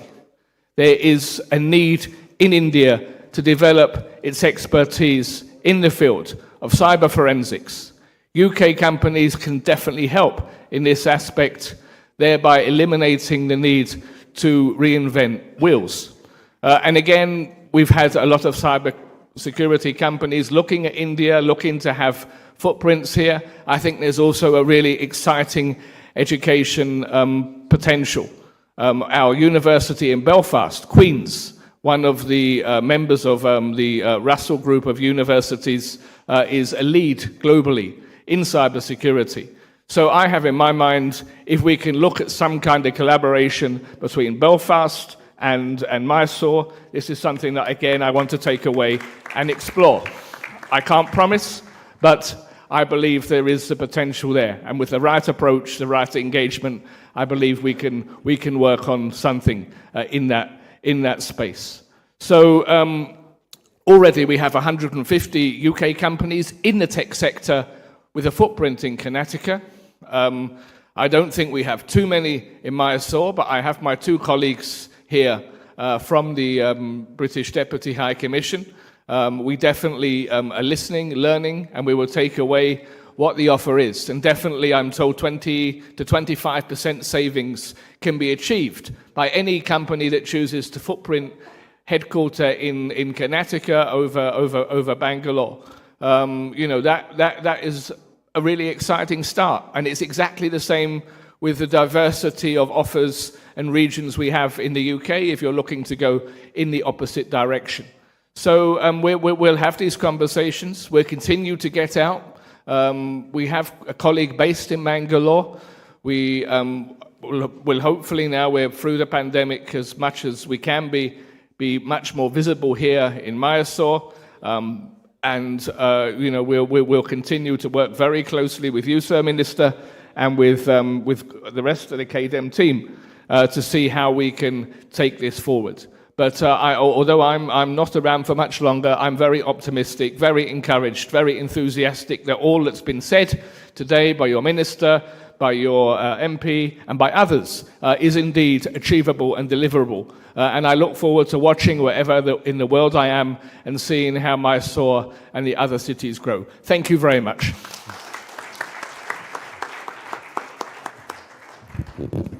Thank you, Fleming. Thank you so much. Honorable Minister, you have a hard stop right now. I know that, sir. I request Mr. Prashant Prakashji, our board member of the KDEM, to just say a token of appreciation for your time here. Just 30 seconds more, sir. Please, one appreciation. Sir, thank you so much for your time.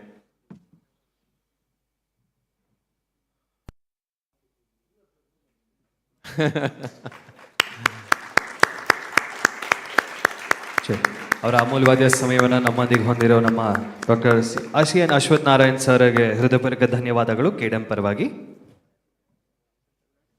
ಆತ್ಮೀಯರೇ, ಈಗ ನಾವು ನಮ್ಮ KDEMನ chairman BV Naidu ಅವರು, ನಮ್ಮ ಲೋಕಸಭಾ ಸದಸ್ಯರಾಗಿರುವಂಥ ಪ್ರತಾಪ್ ಸಿಂಹ ಅವರು ಮತ್ತು ನಮ್ಮ ಸರ್ಕಾರ ಇಲ್ಲಿ ಸಂಬಂಧಪಟ್ಟ ಉದ್ಯಮಿಗಳ ಜೊತೆಯಲ್ಲೂ ಮಾತಾಡಿ ಒಂದು ಒಳ್ಳೆ ಸಂದೇಶವನ್ನು ಕೊಡೋದು ಬಹಳ ಮುಖ್ಯ ಈ ಒಂದು ಕಾರ್ಯಕ್ರಮದಲ್ಲಿ. ಮೈಸೂರು ಸಂಪೂರ್ಣವಾಗಿ ಡಿಜಿಟಲ್ ಮೈಸೂರು ಆಗಬೇಕು. ಡಿಜಿಟಲ್ ಮೈಸೂರನ್ನು ಮಾಡುವಂಥದ್ದು ನಮ್ಮ ಒಂದು ಗುರಿ. ಆ ಗುರಿಯನ್ನು ತಲುಪೋಣ ಅಂತ ಒಂದು ಭಾಳ ಸ್ಪಷ್ಟವಾಗಿ ನಿಲುವನ್ನು ತಗೊಂಡು ಡಿಜಿಟಲ್ ಮೈಸೂರನ್ನು ಮಾಡಬೇಕು ಅನ್ನೋಂಥದ್ದು ನಮ್ಮ ಸಂಕಲ್ಪ. ಈ ಒಂದು ವೇದಿಕೆ ಮೂಲಕ ನಿಮಗೆ ಈ ಹೇಳಿಕೆನ, ಈ ಸ್ಟೇಟ್ಮೆಂಟನ್ನು ಮಾಡಲಿಕ್ಕೆ ನಾನು ಇಷ್ಟಪಡ್ತೀನಿ.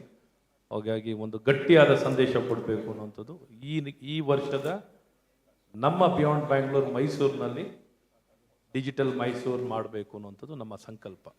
ಹಾಗಾಗಿ ನಿಮ್ಮೆಲ್ಲರಿಗೂ ಶುಭಾಶಯಗಳು. ಈ ದಿಕ್ಕಿನಲ್ಲಿ ನಾವೆಲ್ಲರೂ ಸೇರಿ ಪ್ರತಿಯೊಬ್ಬ ಮೈಸೂರಿನ ನಾಗರಿಕರನ್ನು ಕೈ ಜೋಡಿಸಬೇಕು. ಎಲ್ಲ ಸ್ಥಳೀಯ ಸಂಸ್ಥೆಗಳು, ಕಂಪನಿಗಳು, ವಿದ್ಯಾಸಂಸ್ಥೆಗಳು ಎಲ್ಲರೂ ಸೇರಿ ಡಿಜಿಟಲ್ ಮೈಸೂರು ಮಾಡೋಣ ಅಂತ ಸಂಕಲ್ಪನ ಓದ್ಕೊಂಡು ಮುಂದೆ ಸಾಗೋಣ. ಇದನ್ನು ಕಾರ್ಯರೂಪಕ್ಕೆ ತರೋಣ. ನಮಸ್ಕಾರ, ಶುಭಾಶಯಗಳು.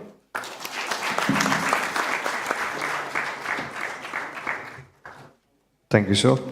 We really like to appreciate this lovely presence. On the Jorada Chappale Bali, please, the Chappale ondike bidigode madkodana. The guest of honor for the day, Dr. C.N. Ashwath Narayan, sir, the Honorable Minister for Electronics, Information, and also our Honorable MP Shri Pratap Singh, sir. Right.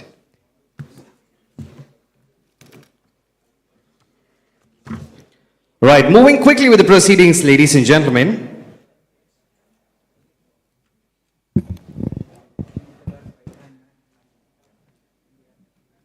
Can we please have this lovely AV? We have a keynote address by Dr.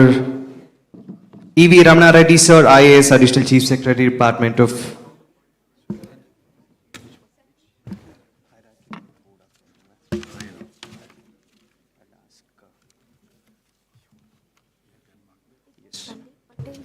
Mr. Patel का video ready है इसमें? Mr. Patel का video ready है? है sir, ready है. Right. So we have a special message from Mr. Sandeep Patel, sir. Can we please kindly have this AV for us?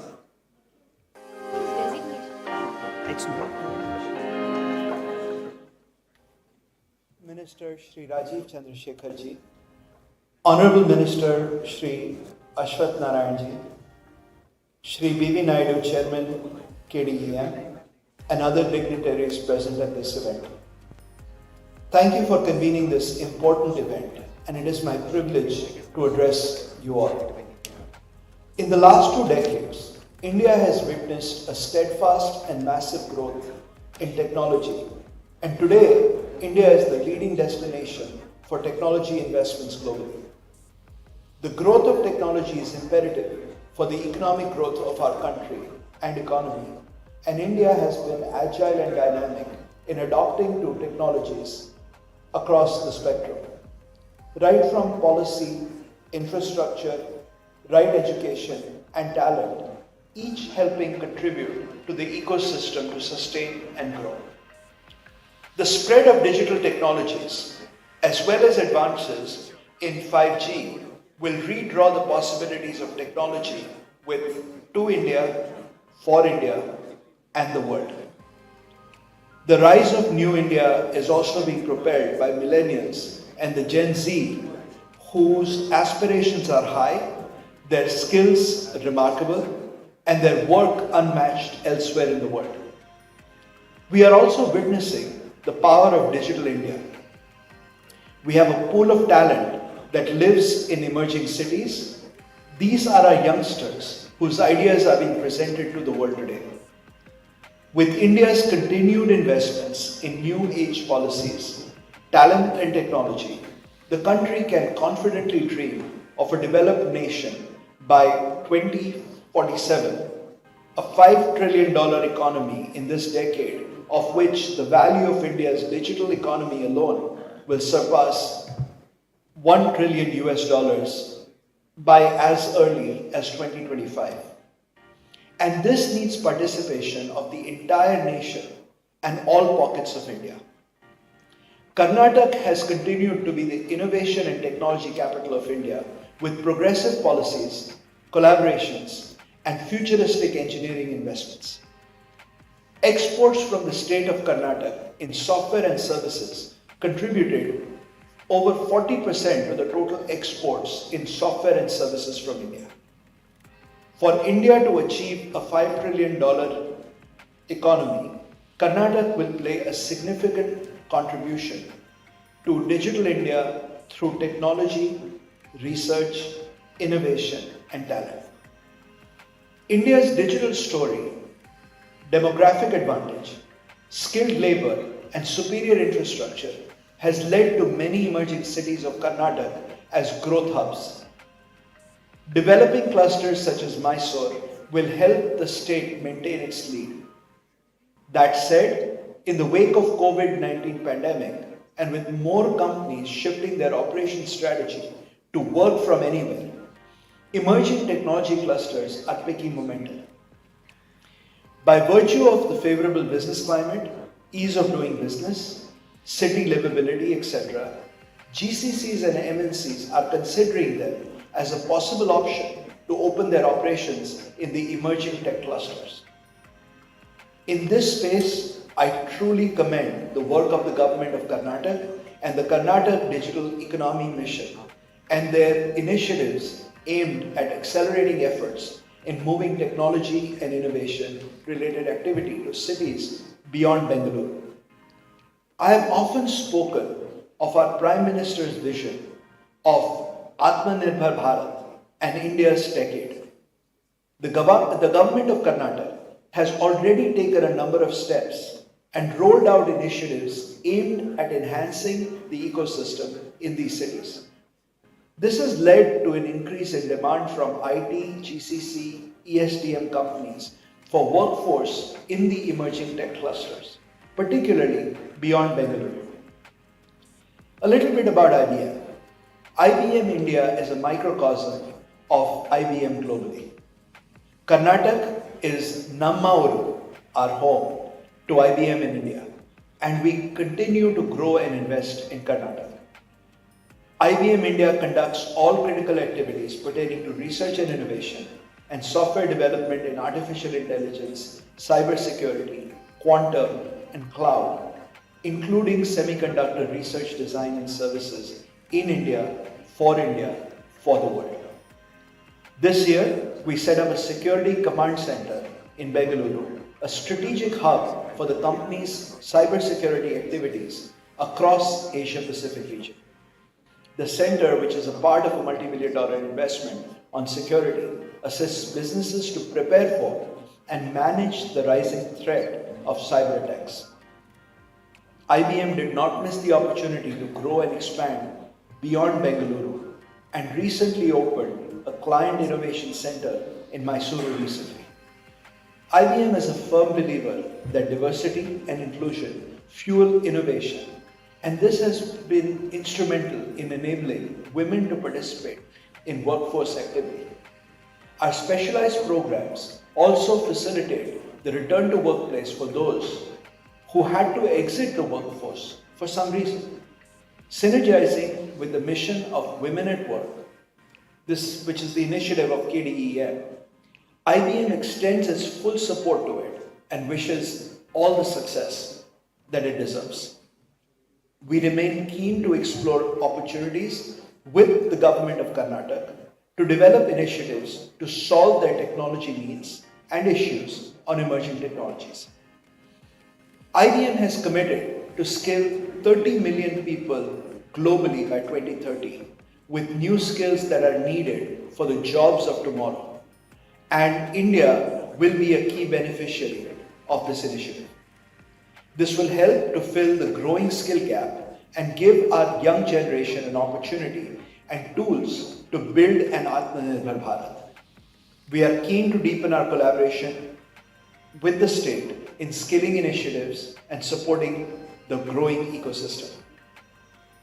I'm sure that the next gen of entrepreneurs and unicorns and digital innovation shall be coming from these emerging clusters. With the government of Karnataka and its institutions playing a very active role in promoting the innovation and entrepreneurship culture in the Tier 2 and 3 cities through various programs like Beyond Bengaluru, the IT ecosystem will get access to all support factors that make a conducive business ecosystem. I wish the Beyond Bengaluru initiative all the best. I wish the emerging tech cluster of Mysuru to gear up its efforts and potential and give the nation the next set of unicorns and innovative products and solutions. Thank you and Jai Hind. That is a very special address by Mr. Sandeep Patel, the Managing Director of IBM India. So moving on, ladies and gentlemen, it's time to call upon stage Mr. Eskebo Rosenberg, the Consul General of Denmark, Head of Trade and Innovation, with a keynote address. Can we please welcome him with a humongous round of applause, please? Thank you very, very much. I'll see if I can fix this up. So I have 2 minutes left. I have a few confessions first, but let me start by saying thank you to the hosts and the organizers, excellences, ministers, MPs, dignitaries, specialists, experts, colleagues, and you guys. It's great to be here. My confessions are the following. It's my first time in Mysore. It's too bad. I've been here for 1 year now. I'm very sorry for that. It will definitely not be the last. I can already see that. Second confession, it was just as fast for me to drive to Mysore today from my home in Rajanakunta, north of Bangalore, as it was to drive from our office in Indirianagar to my home in Rajanakunta. Third confession, I think I'm quite, maybe just as hungry as you guys. I know that I'm in between lunch and the next sessions. I'll try to make it as quick as possible. And fourth, maybe that's not a confession, it's more like a solution. My mother is coming to Bangalore to visit me for the first time later this month, and she will actually spend 4 days in Mysore. I think I'll try to join her. But to today's agenda, Beyond Bengaluru, let's go above and beyond. Why am I here? Basically, I'm here because right now Denmark and India is witnessing an unprecedented time of our relationships, the Green Strategic Partnership. Prime Minister Modi, Prime Minister Frederiksen, They have basically shaken hands and they have written down 55 or 51 action points, and some of them are within the green and sustainable sector, some are within tech, some are within health. And basically, India for Denmark is right now, if not the most, then at least among the most close partners and strong allies within a number of sectors. And that's also why that we have a Consulate General in Bangalore. It's not just performing duties and activities within Bangalore, it's beyond Bangalore, it's actually beyond Karnataka. We work very thematically, basically, on the sectors where we believe there is potential for win-win. We have an innovation center that I'm heading that works with academia, with the private sector, big and small companies, as well as the public sector, and we try to drive innovation together in partnerships. And we only have 7 of those locations around the world. One of those locations is India, another is Silicon Valley, Boston, Seoul, where I spent 4 years, Shanghai, here in Bangalore, India, as well as Tel Aviv and Munich. Again, another story of why we believe this is a very important place for us to be and conduct activities in the Triple Helix. We also have a trade department that helps Danish companies settle down.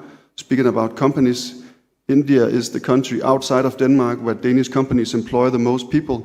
We are not that many people in Denmark, 5.6. Our capital is the size of Mysuru with 1 million people, but still it tells a story about how many Danish companies that are here, seen from a Danish perspective at least. And out of those, around 100 Danish companies that have set up factories or shops or IT departments in India, the majority is actually in Karnataka. Yes, they are maybe in the outskirts of Bangalore still, and I will also take upon myself to have a discussion with new companies coming in or existing companies about where to set up their offices in the future.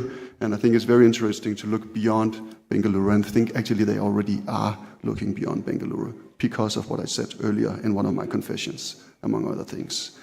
But yes, the last time we worked with this bringing in investments, I heard we talked about that. It is a mutual relationship. We do have 2 only people working for the state of Denmark, bringing investments from India to Denmark, sitting in our office here. And that also has a lot to do with where the investments are coming from. And one of the campuses that we will visit later in December here at Infosys is one of those companies that have made significant investments into Denmark. So it is truly a win-win collaboration, and I'm very happy that we are located here and I get the chance to work in this field with all of you guys. We have a lot of stuff going on, and I don't want to dare you to or bore you to death too much with that because lunch is coming up soon. But we do have from last year, actually just a week after I arrived, one MOU that I would like to just address. It's basically a Beyond Bengaluru MOU, where we have, with Dr. Reddy and his office, made an MOU on smart city collaboration in the state of Karnataka and Denmark. And we are still working on implementation of that, but just as like one example of how we also think definitely beyond Bengaluru. We have in general a very strong alliance with our colleagues at the Department of, and then a long list of names, but biotechnology, technology, IT, skill development, entrepreneurship, and we are very happy about that. And we want to strengthen it, we want to deepen it, we want to widen it, and we're doing it day by day. And let me also just congratulate the KDEM for all the good work that you're doing on basically bringing this very important mission out to the rest of Karnataka. I was supposed to say hello from our ambassador, Freddy Svane. You can see him on the picture in the program. It's not me, slightly younger version, but Freddy Svane, the ambassador of Denmark, says hi. And he really wanted to make sure that we strongly supported the mission that you are working on, and we would like to be part of that journey together with you. So what else are we doing these days? Well, yes, okay, in Bengaluru Tech Summit is coming up, and we are going in deeper and wider than ever. One of the main reasons for that is that I will have a big visitor coming in from Denmark, and that's the Danish, or not actually from Silicon Valley, because we have a tech ambassador in Denmark. And Anne-Marie Ingtoft Larsen is her name. She will be joining us at the Bengaluru Tech Summit, where I look very much forward to engage with as many as possible of you. Basically, it's an arm of the Ministry of Foreign Affairs that focuses specifically on governance and technology and companies and public sector and education and everything else. It's basically a new way of communicating as a diplomat, not with countries, but with big companies. And we bring her to Delhi one day to speak a little bit with the government, but we bring her to Bangalore and Karnataka for 2 days to talk with the rest of the ecosystem, in particular the companies and the universities and the academia. So if you're interested in meeting her, please reach out to me afterwards. I'll be happy to set up meetings with her as well. And I'm also very happy that we have a pavilion this time. I think it's the first time that Denmark has a pavilion for the 25th version of Bengaluru Tech Summit, where we have some of the big Danish companies that are located in this ecosystem visibly showing themselves at the expo, branding, not technology to be honest, but branding values. And I think that's quite important when we talk about technological development. So we will actually come together across pharmaceuticals, enzymes, shipping, and technology, and we will have a shared pavilion where we brand values, and that's basically values like sustainability, gender balance, diversity, inclusivity, creativity, innovation, because that's some of the common denominators that Danish companies also offer to the ecosystem here in India and beyond. So with those words, I actually think I will just basically tell Dr. Reddy thank you for stealing the last third of my speech, which was talking a little bit about Unleash. We are super excited about Unleash. It's a big event. There was 20,000 applicants. 1,000 has been selected, and they will all come here in the first week of December. 1,000 brains that are much bigger and better than mine from across the globe that will all solve sustainable development goals, challenges set forward by Danish companies, by Indian companies, and we just want to make sure that you know how much we appreciate that you take on the host's responsibility of such a big event and such an important event. And we also want to thank Infosys for putting the campus into this big matrix. But there's many partners around. It's not only Infosys, it's not only State of Karnataka, it's not only Denmark. There's basically like a multilateral platform that will make a big splash in Mysore in the first week of December, and I really hope to be able to spend more time with you guys here during that period of time. With those words, thank you very much. Let's move above and beyond.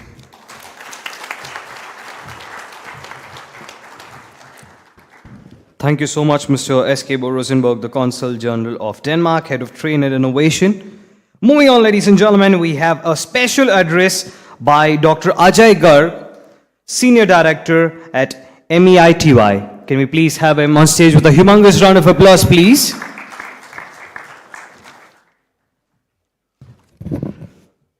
Ramanna Reddy sir, Meena Nagwaj ma'am, my mentor and old friend B.V. Naidu ji, Your Excellency Fleming, Your Excellency Mr. Krishnamurti, and the star of the show, Sanjeev Gupta. So very excited, and thank you for making me part of this KDM event. These are not mere words, but this is the first event in my 30 years of public life where I have been part of a tier 2 town talking about holistically about an economy. Most of the events have been about institutions or some fita cutting. So very excited, and thank you for making me a part of this. And why I say so is for the reason that India has grown from 200 million as an IT industry in 1992 to around 200 billion in 2022. A 30 years, 1,000% growth, phenomenal growth. Bangalore with few visionaries understanding that India has talent, spearheaded that and made what India is today, a more than a $200 billion IT industry. But looking at the same time that we were serving the world through our services industry, the clients and the geographies we were serving to mostly, there are at least 3 industries there which have grown in the same period or less than that, which are comparable to Indian economy. More than $3 trillion industries. They are individually, and they are not one more than 3. So we need to contemplate that should we just pat ourselves on the kudos of this 1,000% growth, or there is a bigger opportunity that lies ahead for us. And there the beyond Bangalore concept becomes important in my sense. Because if you understand all these 3 or 4 $3 trillion plus industries, they were industries which were giving better consumer experience to the haves. Or the top 1.5 billion population globally, and the rest 6 billion plus population remain untouched from the benefits of digital. With the connectivity coming very fast, there lies a business opportunity that we provide, or the Silicon Valley of the East, because I say beyond Bangalore, it means that it somehow has a umbilical cord connected to Bangalore. And that will, I think, it will take much more time to break. So the Silicon Valley of the East, which consists of Bangalore and its 3 or 5 sister districts, or many of the other Bangalore districts, Karnataka district, they create solutions which are beyond consumer experiences. The industry or the technology has come to a state where digital will solve problems for all other sectors of economy. The farmer sitting in the remotest village in our place, or a fisherman sitting at the remotest, or the logistics of a fisherman coming from there to the nearest port, all need digital solutions for bringing productivity, improving the bottom line of all these people, and bringing better services. And here the smaller towns comes into play, because they are the people who understand these problems, and they will be the set of folks that will solve these problems with the local talent available. And here, in my sense, lies the opportunity beyond Bangalore. Besides bringing down the cost, decongesting Bangalore, Bangalore should not be in the news for its infrastructure reasons. It should be in the news for new age companies coming. And that's, being an IT guy for 30, I passionately believe that. And it should always remain in the lead for doing good around technology. So beyond Bangalore, or the tier 2, tier 3 towns of this country are the place where the next digital growth should happen. And India has the right elements to it. The Jam Trinity, or the stack, global India stack ecosystem around Aadhaar, the UPIs and others, they have connected, or they have actually achieved the digital inclusion goals. And that is very important for the market to expand. They bring in sense some type of a sanity around data, which is very important for the future economy to grow. And at the same time, the education improvement in the education policy, and these cities have been actually marveling themselves around education. Cities like Mysuru, Jaipur, Dehradun, from the city where I come from, or Nainital, and all these places have excelled on the education front, but they have not excelled on the industry front, and that's an opportunity which lies. Now, the COVID, making work from home a new normal, that is there for the industry. So beyond Bangalore, it also makes sense for the services industry to expand. And I know industries like TCS have been seriously thinking around developing 10 satellite centers around TCS ecosystem. So beyond Bangalore, your tier 2, tier 3 is a real, and it's the Karnataka government has been thinking about, they have been spearheading, and they have gained successes. But the government of India also, through its startup policy, in my ministry, is actually thinking beyond the tier 1 cities for the growth of the start. And we have recently launched a huge program called Genesis, Generation Next Support for Startups, where we are targeting only and only on tier 2, tier 3 cities. We are in the process of creating a seed fund where around 1,000 crores will flow into the tier 2, tier 3 cities for the startups to make new age innovations in tier 2, tier 3 cities. And the process is in pipeline, and we might very soon come up with that. So a lot of things are not only happening here in Bangalore, but I think when center and the state combine together to create the change, the change will happen. And I'm sure the KDM and with our support from the center will make the next generation's change that so. In 10 years from now, Mysuru and Bangalore will be the twin cities of IT, like Mumbai being the economic capital and Pune being the IT capital. Thank you.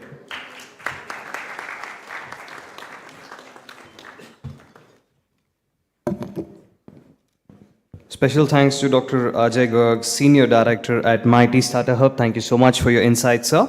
Moving on, we have a keynote address by Mr. K. Krishnamurthy, the President and CEO of IESA. Can we please welcome him with a humongous round of applause?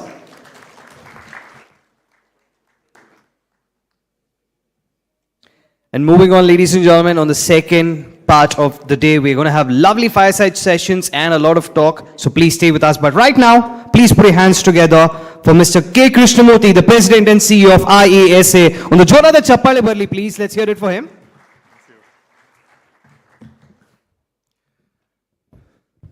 Namaskara. Good afternoon. From talking about top-level topics by the previous speakers, coming from the industry and industry association, I would like to get down to specifics and brass tacks straight away. So before I go into the topic that I want to place before you, I would like to take 2 minutes of your time to go back to 2016. Can I have the first file? So this was the presentation I made to the then MeitY Secretary, Ms. Aruna Sundararajan, and to Dr. V.K. Saraswat of Niti Aayog. The topic was, how do we create fabulous semiconductor ecosystem in the country and electronics startup companies in the country? It was like mango season, a lot of mangoes on the tree, throw a stone, see it falls down, who catches it? 2019, my colleagues in IESA, EC, Ashok is here, he and JC caught the mango, ran to Government of Karnataka, and out of that came the next file. So my proposal was, how do we make it all happen? Oh, sorry, you have it here. Thank you. And these were the topics that we talked. What is the model that we can create? How do we integrate startups, incubators, and universities? And what do we have today to get the fab availability off the ground? And funds, market access. So we covered a gamut of topics. And then I put together this proposal in front of the government at that time. The shaded green were the requirements that the industry put forth. And the industry association, IESA, was leading this proposal. And what's there on the red arrows, how Government of Karnataka responded with various answers to these requirements. And out of that came what we today call SAFAL, the Semiconductor Fabless Accelerator Lab. Look at the numbers. How many applied, how many were evaluated, how many succeeded, how many are in the process of being evaluated, how many of them are going into funding. All the numbers are there. I don't want to read the numbers because we are already running late by almost an hour. But it took about 3 years of hard work led by Ashok Mishra and Jitendra Chadda from the industry side, Government of Karnataka, putting the seed money in front. So the proposal was very simple. The capex that is required for creating the infrastructure, let the government put it on the ground.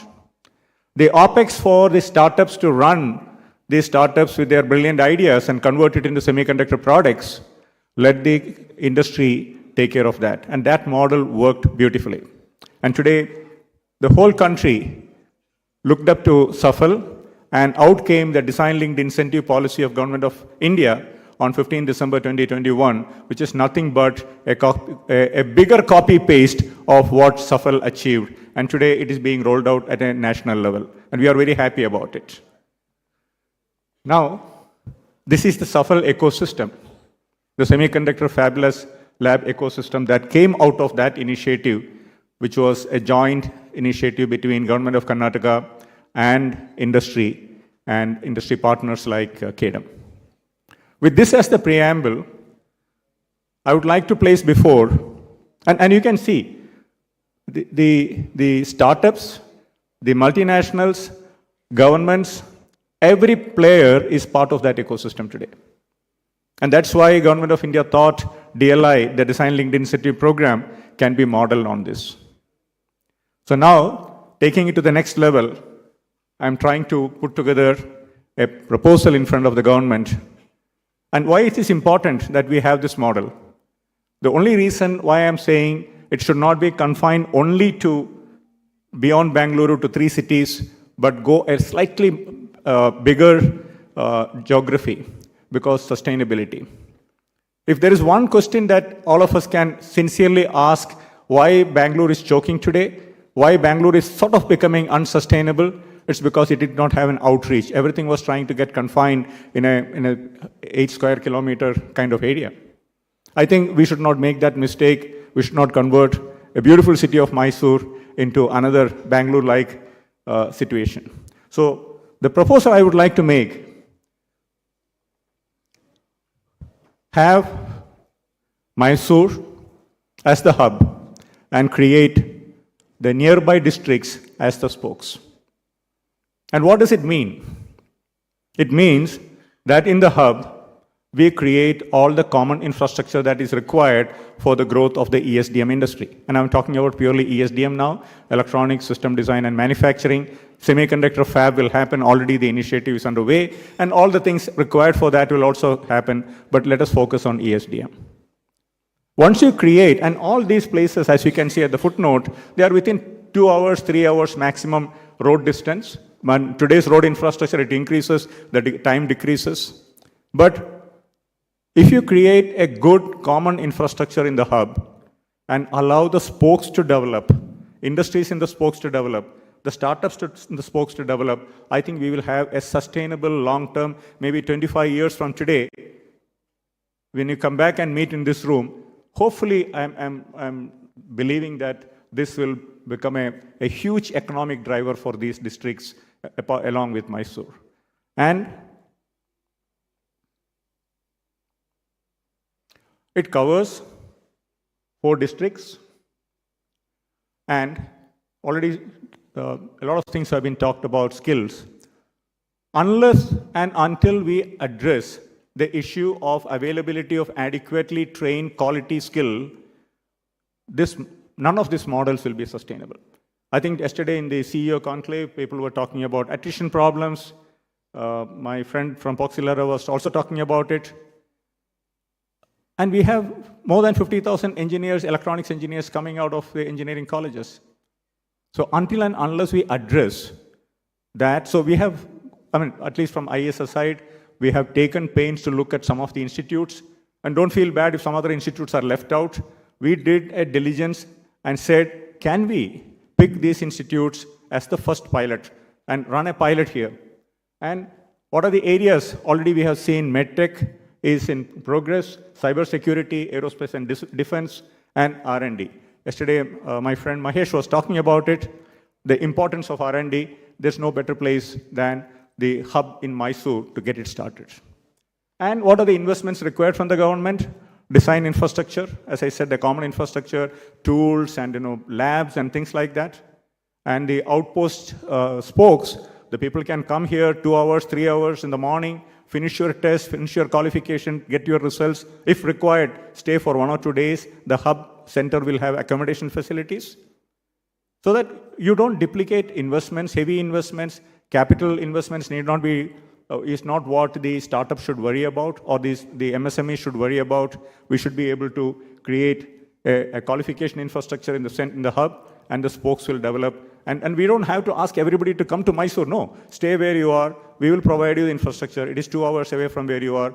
This model has worked in other countries. Today afternoon in the panel discussion, we will be covering this more in detail. I'm just trying to amplify this. And we did look at other places, the Hubli hub. Similarly, which are the places that We can cover approximately 4 hours max. And again, we have gone and looked at the institutes. So we are not only talking about IITs and NITs. So I'm taking the message, it is beyond IITs and NITs. We are talking about other institutes also to be included so that the skill development becomes holistic. Skill availability does not become a criteria for us to consider whether we can do it or not. And I'm saying this with a lot of conviction. Yesterday I was in one of the data analytics company here. I don't know whether Akshay Mallappa is here in the audience or not. Oh, yeah, there he is. And I saw in front of my eyes in Mysuru, hardly 3 kilometers from here where we are sitting, he is running a company with maybe 10 international customers, 3 buildings, 1,500 people. And where are they all from? Chanpatna, Elandur, places very close by. Hub and spoke, catering to international customers, data analytics, artificial intelligence. So it's not, I'm not talking rocket science here, it is something which is happening here. We can extend it to ESDM very easily. And if we take care of talent availability and the proper training and quality manpower, I think this is definitely doable. And there are areas of application which is very relevant to that geography. And once again, the investment required in the hub is pretty much same. We can come up with a model.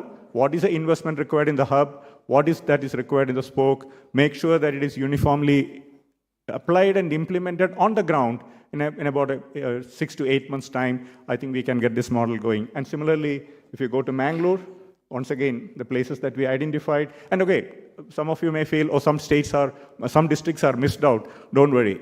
The first phase, let it be confined to what we can chew, what we can swallow, what we can digest, and then we can expand it. Maybe 2 years later, we can expand. But this itself, if we implement properly, ladies and gentlemen, I think we have enough to generate something like 20,000 crores of revenue out of this model over the next 3 years. And these numbers I can substantiate. I'm having only 22 seconds time left, so I don't want to go into the number game. But let us be very clear that these are doable things which are in front of us. I still consider ESDM, design and manufacturing, to be a low-hanging fruit. And if we employ our capital properly, put focus on generating manpower, quality manpower, and go with and many of these things are happening already in these places. Hubli has got its own ecosystem. Mangalore, there is something. Mysuru, 200 plus ESDM companies, I was told. Can we put a structure together to this? Can we position it together in such a way that it can scale up very quickly? And then at the end of the day, why are we doing all this? Because technology finally has to help the society in which we live. It is not for the sake of industry. It is not for the sake of bragging rights that we are doing this in Karnataka, we are doing this better than anybody else. That's all happening. Unleash will happen. Tech summits will happen.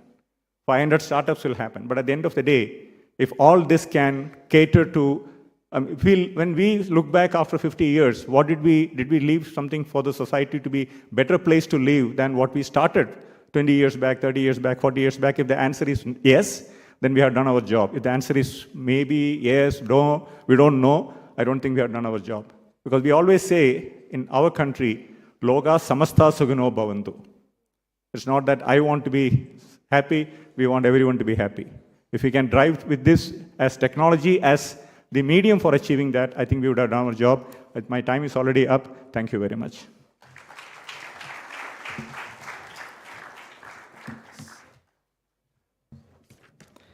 Thank you so much for those wonderful insights. We'd like to thank Mr. K. Krishnamurthy, the President and CEO of IESA. Ladies and gentlemen, now we have with us, for concluding the formal part, the inaugural part for the day, we have the vote of thanks by Mr. Mahesh Rao, founder, Asha Design Solutions. Can we please have him on stage? On the Chapale Mukantra on the vote of thanks, Mr.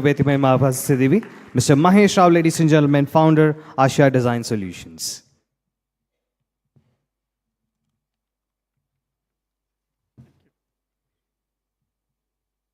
Good afternoon. I hope all of you are energetic and have been listening to the morning sessions, wonderful speakers, exciting talks which they have given. and it's my honor and privilege to render the vote of thanks for the second edition of Big Tech Show's morning session. I take this opportunity to kind of indicate what went on in the morning, so that a little bit of a recap, so that all of you can remember at the end, because it's been a pretty long session from that perspective. In the beginning, KDM mentioned about the key asks of 2021 and what they have been accomplished and what they want for 2022. I hope you all remember that. And we had with us quite a few dignitaries on the stage mentioning a lot of those key asks, and that's the reason why I'm mentioning that, because as we go along, you'll see that these key asks were repeated by the dignitaries. That means that these key asks which the KDM mentioned are really going to happen in the next year. That's the point which we want to indicate, right? So, Sri Rajiv Chandrasekhar, MP, Minister of Skill Development and IT, he couldn't be here. He was on remote from Delhi. He addressed us. Thanks to him for taking the time and addressing us. What he mentioned was India has weathered the COVID-19 and has come out stronger compared to various other countries, developed countries, and what have you in the world. Okay? So he mentioned that from 2014 to 2022, there was a huge growth which happened in manufacturing. Tech devices from 10% to 90% of supply for internal consumption that happened. So what does that did? I mean, what did it do? It reduced our imports, saved our dollars, and ensured that that could be utilized for something else, for the betterment of the people of India. So that's what he mentioned about.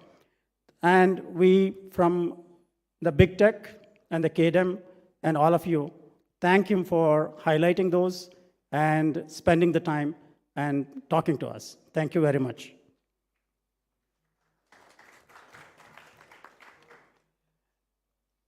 And then we had our own Mr. B.V. Naidu, chairman of KDM. He talked about what happened from the last year to this year in terms of the manufacturing, in terms of the Mysuru, in terms of various other things. He did talk to us saying that Mr. Tanmay Chakrabarti of TCS would be setting up a center here in Mysuru in the next year. I had the opportunity to sit with him, chat with him for a few minutes just before coming up here. And he did promise, yes, he will try to do something. And he said very clearly, TCS is very focused on not expanding in the big cities anymore. And it wants to go to the tier 2 cities like Mysuru. And thank you very much, sir. And thank you very much to B.V. Naidu for taking the time, coming here, and spending the time, and ensuring that the KDM's mission is seen by everybody else and understood, and that the companies like TCS do believe in that and bring out the best, some of the development centers in Mysuru as one example. Thank you very much, sir, for taking the time. And as Mr. B.V. Naidu indicated, E.V. Ramana Reddy, Dr. E.V. Ramana Reddy, electric vehicle, very noiseless, and doing the work. Thank you very much for coming over here, Secretary of ITBT, and you have taken Mysuru. I have worked with you before in MysureIT.com. I hope you remember. And he indicated that there are 25 companies which have come to Mysuru, and he indicated about the first fab in Mysuru and the status of that. Thank you very much, sir. And he talked about the Unleash, 1,000 youngsters coming to Mysuru in December first week. Thank you, sir, for mentioning all of that and hoping we do make those a reality for Mysuru. And our own Pratap Simha MP, Sri Pratap Simha MP, he talked to he thanked Dr. C.N. Ashwath Narayan, our minister, for taking the initiative and making sure that Mysuru grows.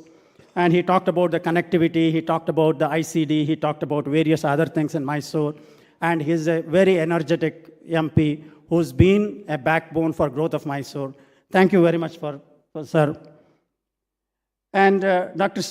C. N. Ashwath Narayana, Minister, ITBT, Skill Development, and he talked about a lot of things which he has been doing, which he is focusing on into the Mysore area. And he did take the time to felicitate the Mysore Blue winners. He did, inaugurate my friend Ravi Shankar's Proxilera, Hosa division, Hosa office, Mysore. Thank you very much.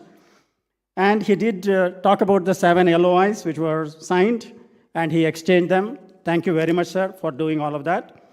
And he talked about the collaborative success, which is, propelling Mysore, and he mentioned about that. And in the world of education, what the talent is all about and what the NEP is going to bring in, he was very passionate about it. Thank you very much, sir.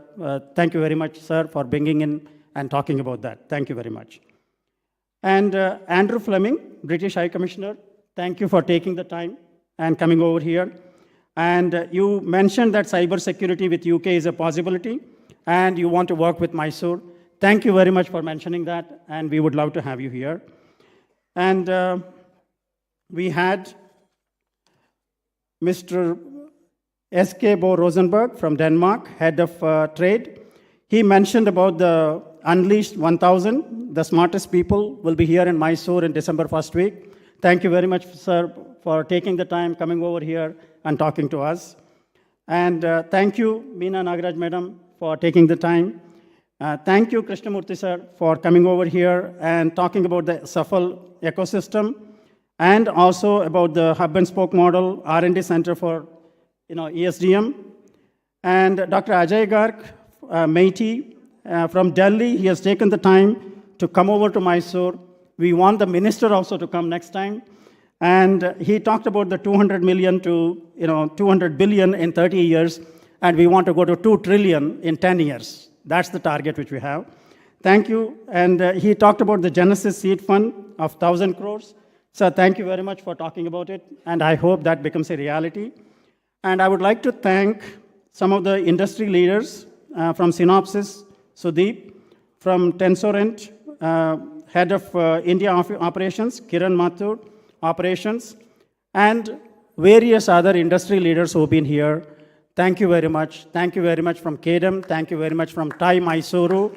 I am a board member of TIE Mysuru. I would love to have all of you again and again coming to Mysore and making sure that that becomes a reality. And last but not the least, it wouldn't be a time not to say thank you to Sanjeev Kumar Gupta with such a high energy, and he is bringing KDM and all the reality to Mysore. Thank you so much. And thanks to all the participants, thanks to all of you for making this a wonderful event. I hope you will show the same energy in the afternoon and the later part of the sessions. Thank you so much. Right. Thank you so much, sir. Before we bid goodbye to all the esteemed people on the dais, I kindly request the CEO of Karnataka Digital Economy Mission, Mr. Sanjay Gupta, sir, to present mementos to all the dignitaries on stage.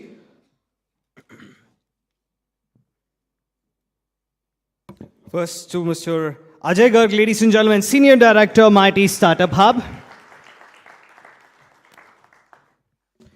Then with us we have from the British High Commission, the Deputy Commissioner, Mr. Andrew Fleming. ದಯವಿಟ್ಟು ನಮ್ಮ ಮೈಸೂರಿಗೆ ಬಂದಿರೋ ಒಂದು ಜೋರಾದ ಚಪ್ಪಾಳೆ ತಟ್ಟನ ನಮ್ಮ ಮೈಸೂರು ಜನತೆ ಪ್ರೀತಿಯನ್ನು ನೀಡೋಣ, please. And next with us, ladies and gentlemen, the Chairman of KDM, Mr. B.V. Naidu, sir. Then to the IAS Additional Chief Secretary, Department of Electronics, IT, BT, Science and Technology, Government of Karnataka, Dr. E.V. Ramana Reddy, sir. Let's have a huge round of applause, please. And also on the stage is Meena Nagaraj, ma'am, from the Department of IT, BT. And ladies and gentlemen, Mr. S.K. Bo Rosenberg, the Consul General of Denmark, Head of Trade and Innovation. And last but not the least,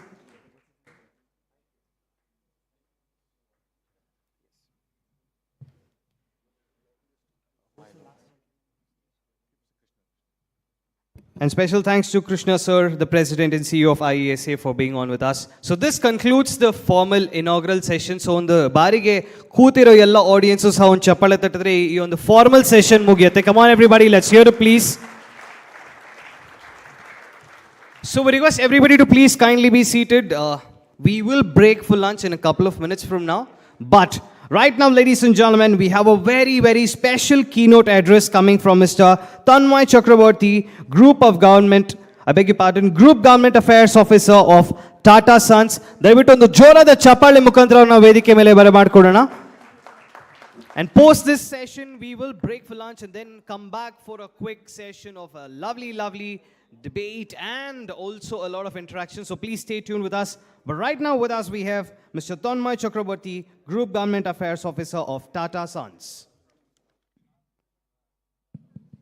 Thank you very much. I know that I'm standing between lunch and you've had a very prolonged and extended inaugural session here this morning. My visit this time to Mysuru is not to speak but to listen. I have been listening since the morning and I have been looking at the building blocks that have been carefully crafted here by KDM.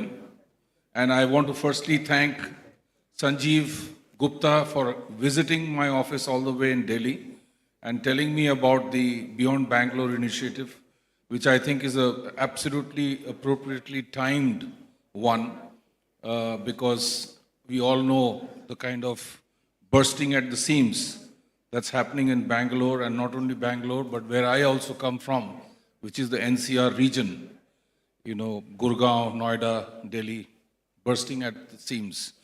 So it's an absolute appropriate time from a timing perspective.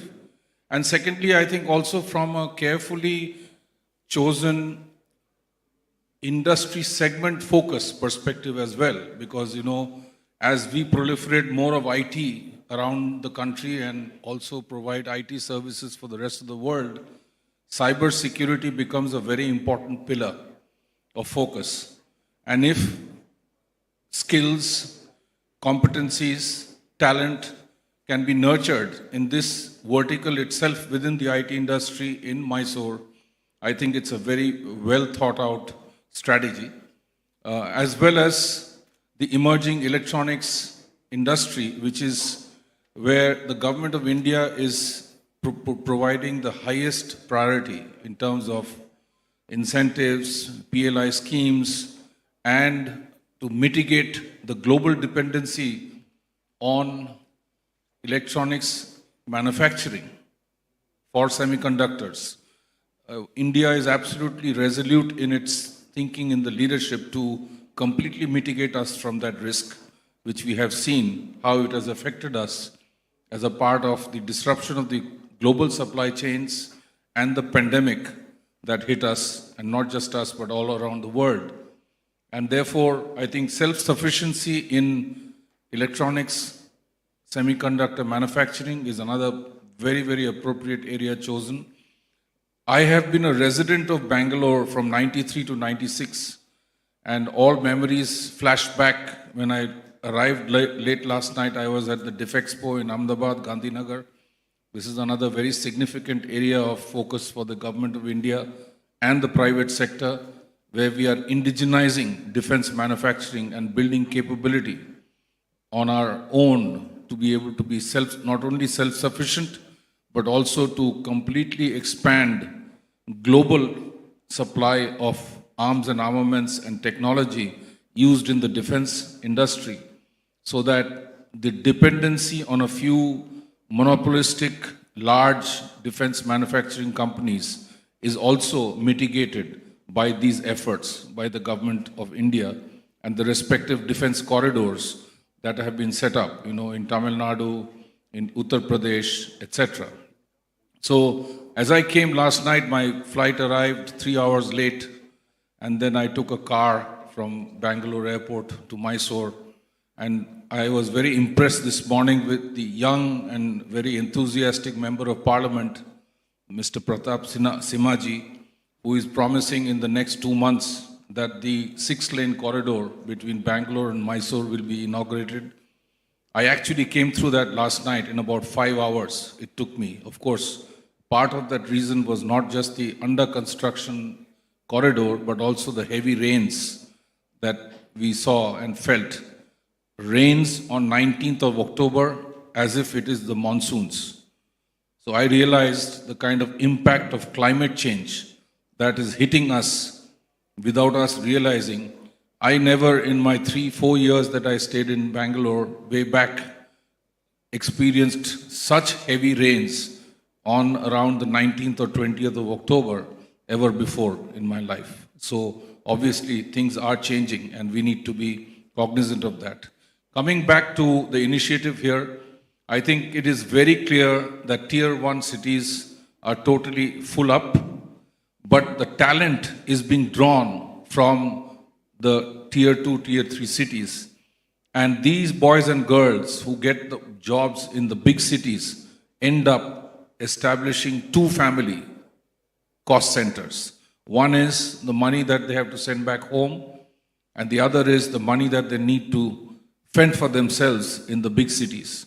It is a big strain for the young talent, and the more we think about decongesting and creating centers in the Tier 2, Tier 3 and beyond the state capitals, the better it is going to be from a peace of mind perspective of the employees.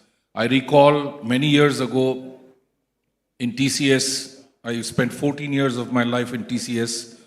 We set up a center in Gandhinagar in Gujarat. It is a 45-acre campus and it has 17,000 seats. And I remember the then Chief Minister at that time who inaugurated our center, Narendra Modi ji, saying from the public podium that in spite of us not being able to offer your boys and girls a life such as in Bangalore or Hyderabad, which is a vibrant evening life where they can unwind, relax, go to the pub, have a drink, have all kinds of entertainment for them. In spite of that, you have made such a big commitment. And it was then that our CEO at that time, who is now the group chairman of Tata Sons, N. Chandrasekaran, replied in his speech that we are fully cognizant of the fact that we are putting stress on our employees by having them to have two sets of expenditures every month. One to sustain themselves in the big cities and the other to send money home to their parents so that they can sustain themselves. And that's one of the big drivers for us to focus the growth of TCS only in Tier 2 and Tier 3 cities. And it is in that direction that we will continue to move, not just as TCS, because TCS is one of the 101 Tata Group companies that we have in our group. TCS today has more than 6 lakh employees, and they're going to expand more and more as we go along. And the only focus for them as a company would be to generate growth of presence in Tier 2 cities, Tier 3 cities all over the country. So today, I don't want to take more time. I want to thank Sanjeev for having me come here essentially to listen to the activity and the build-up and the foundation that is getting laid towards the Beyond Bangalore initiative. And I applaud the government of Karnataka and KDM for taking this initiative. It is an absolutely worthy, noble initiative. And when you further focus on specialized niche areas of technology and create centers of competence, you are basically demonstrating the sincere intent that you have of making things happen beyond Bangalore. So I applaud the initiative taken. I compliment your young IT BT minister, who to me looked extremely involved in everything that was happening and also came across as somebody who is extremely focused on ensuring that Bangalore is decongested as other cities and clusters bring opportunities of growth in the electronics and IT industry in Karnataka. Bangalore is the Silicon Valley of India. but that Silicon Valley right now is choked. And therefore, there has to be growth beyond Bangalore. I again thank you for having me here and being an impediment between lunch and this speech. And I want to thank KDM for inviting me here, and I wish them all the very best. The Tata Group will stay focused on opportunities in Karnataka.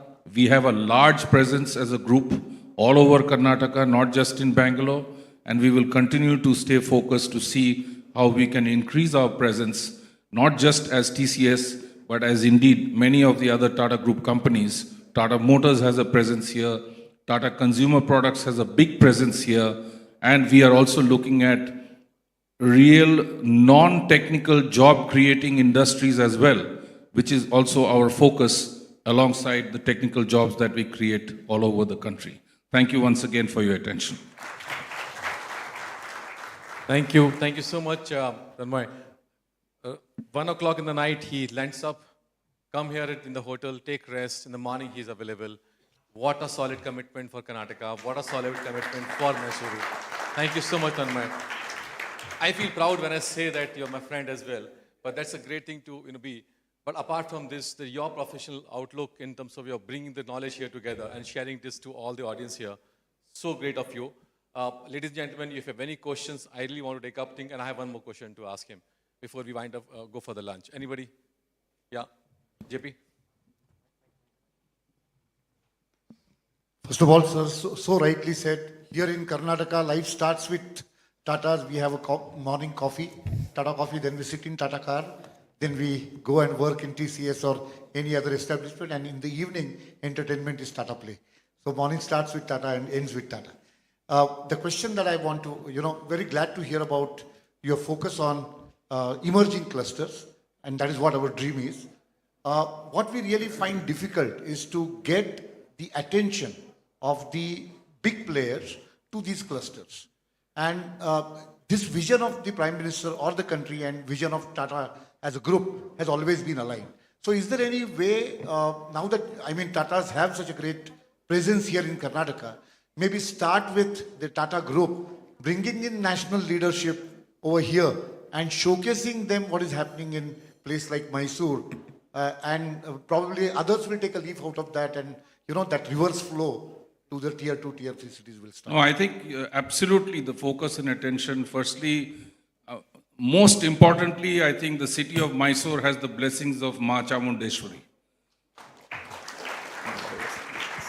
In my days at Bangalore, we would regularly visit and get the blessings of Ma Chamundeshwari. You are a tremendously strong historical tourist destination. What I would advocate for the MUDA and other authorities of Mysuru is keep focusing on building robust infrastructure, and everybody will come. When you can create infrastructure that can improve the ease of living, that's when you are going to see the magnetic effect of people coming to you. One of the big issues that we see is, if I take Bangalore as an example, is the leadership for the last 30, 40 years tremendously underestimated the influx of industry into Bangalore, which is why Bangalore is in a state of chaos today. If that was appreciated, if that was responded to, and if Bangalore wasn't the 3-4 kilometer radius where we used to live, in and around MG Road and Brigade Road and Residency Road, if it was not that thinking, today Bangalore would have been a decongested, greenfield kind of city spread out scheme. Let Mysore learn from what didn't happen in Bangalore, and I'm sure you will bring the attention of leadership, decision-making leadership, who will want to set up here. It is an ideal destination. Mysore is also known as a wonderful retirement destination for many people because of the peace and quiet that you offer. Let that never get disturbed. Please expand the radius of Mysore to ensure that you don't have concentrated growth and thereby resulting in chaos, is the only input that I would give you. You have the distinct advantage of the king of Mysore and the generations who have built a planned city. You have roundabouts, you have everything planned. Those are all the things that you should really take, benefit from and not allow it to be destroyed because of the influx. That's what I would say. Connectivity infrastructure, internet infrastructure, power infrastructure, living capability of people so that they can have an ease of living are the key ingredients that is going to create the magnetic effect of industry to come to you.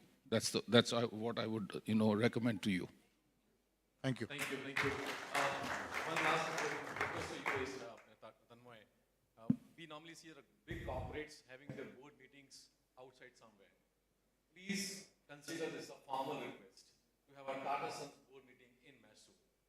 We will help you to organize it because I'm pretty confident once the board meeting happens and they take out some time to look at what's happening around in the city, the perspective of the emerging cluster will change. So a formal request, if you want, I can send a formal request. Seeing is believing. I totally agree with Sanjeev that once you come here and you see the ambience of the King of Mysore's palace or the Lalit Mahal Hotel and many of the other historical, iconic assets that you have, it can make a huge difference. I'll certainly take this request back to my leadership and see. In fact, the Taj Hotels was at one point of time very interested in running Lalit Mahal. And I think that discussion is still ongoing. We run some of the most iconic hotel destinations which have been converted from palaces and forts in the country. If you look at Rajasthan, if you look at the palace in the Nizam's palace in Hyderabad, and so many others. So we would like to continue the engagement of discussion with the government of Karnataka on increasing opportunities for Tata Group companies to increase our presence in Karnataka on a continuous basis. Thank you. Thank you so much. Sure.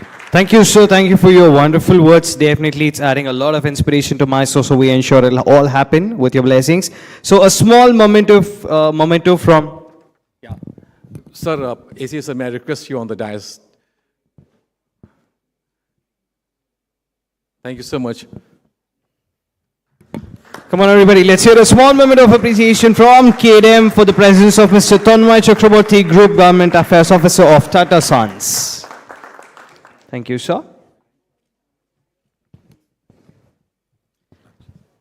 Right, so with that, we have successfully completed the main inaugural part of the day. That is the formal function. So thank you so much for being with us. And kindly listen up. We have a 30-minute lunch. And because we follow Indian Standard Time and we all love to have a little food more, we give you 10 minutes more. So 40 minutes of break. The time now reads 1:20. So 40 minutes from now, I want to see everybody back at the hall for session 2. So thank you so much once again to all the lovely people.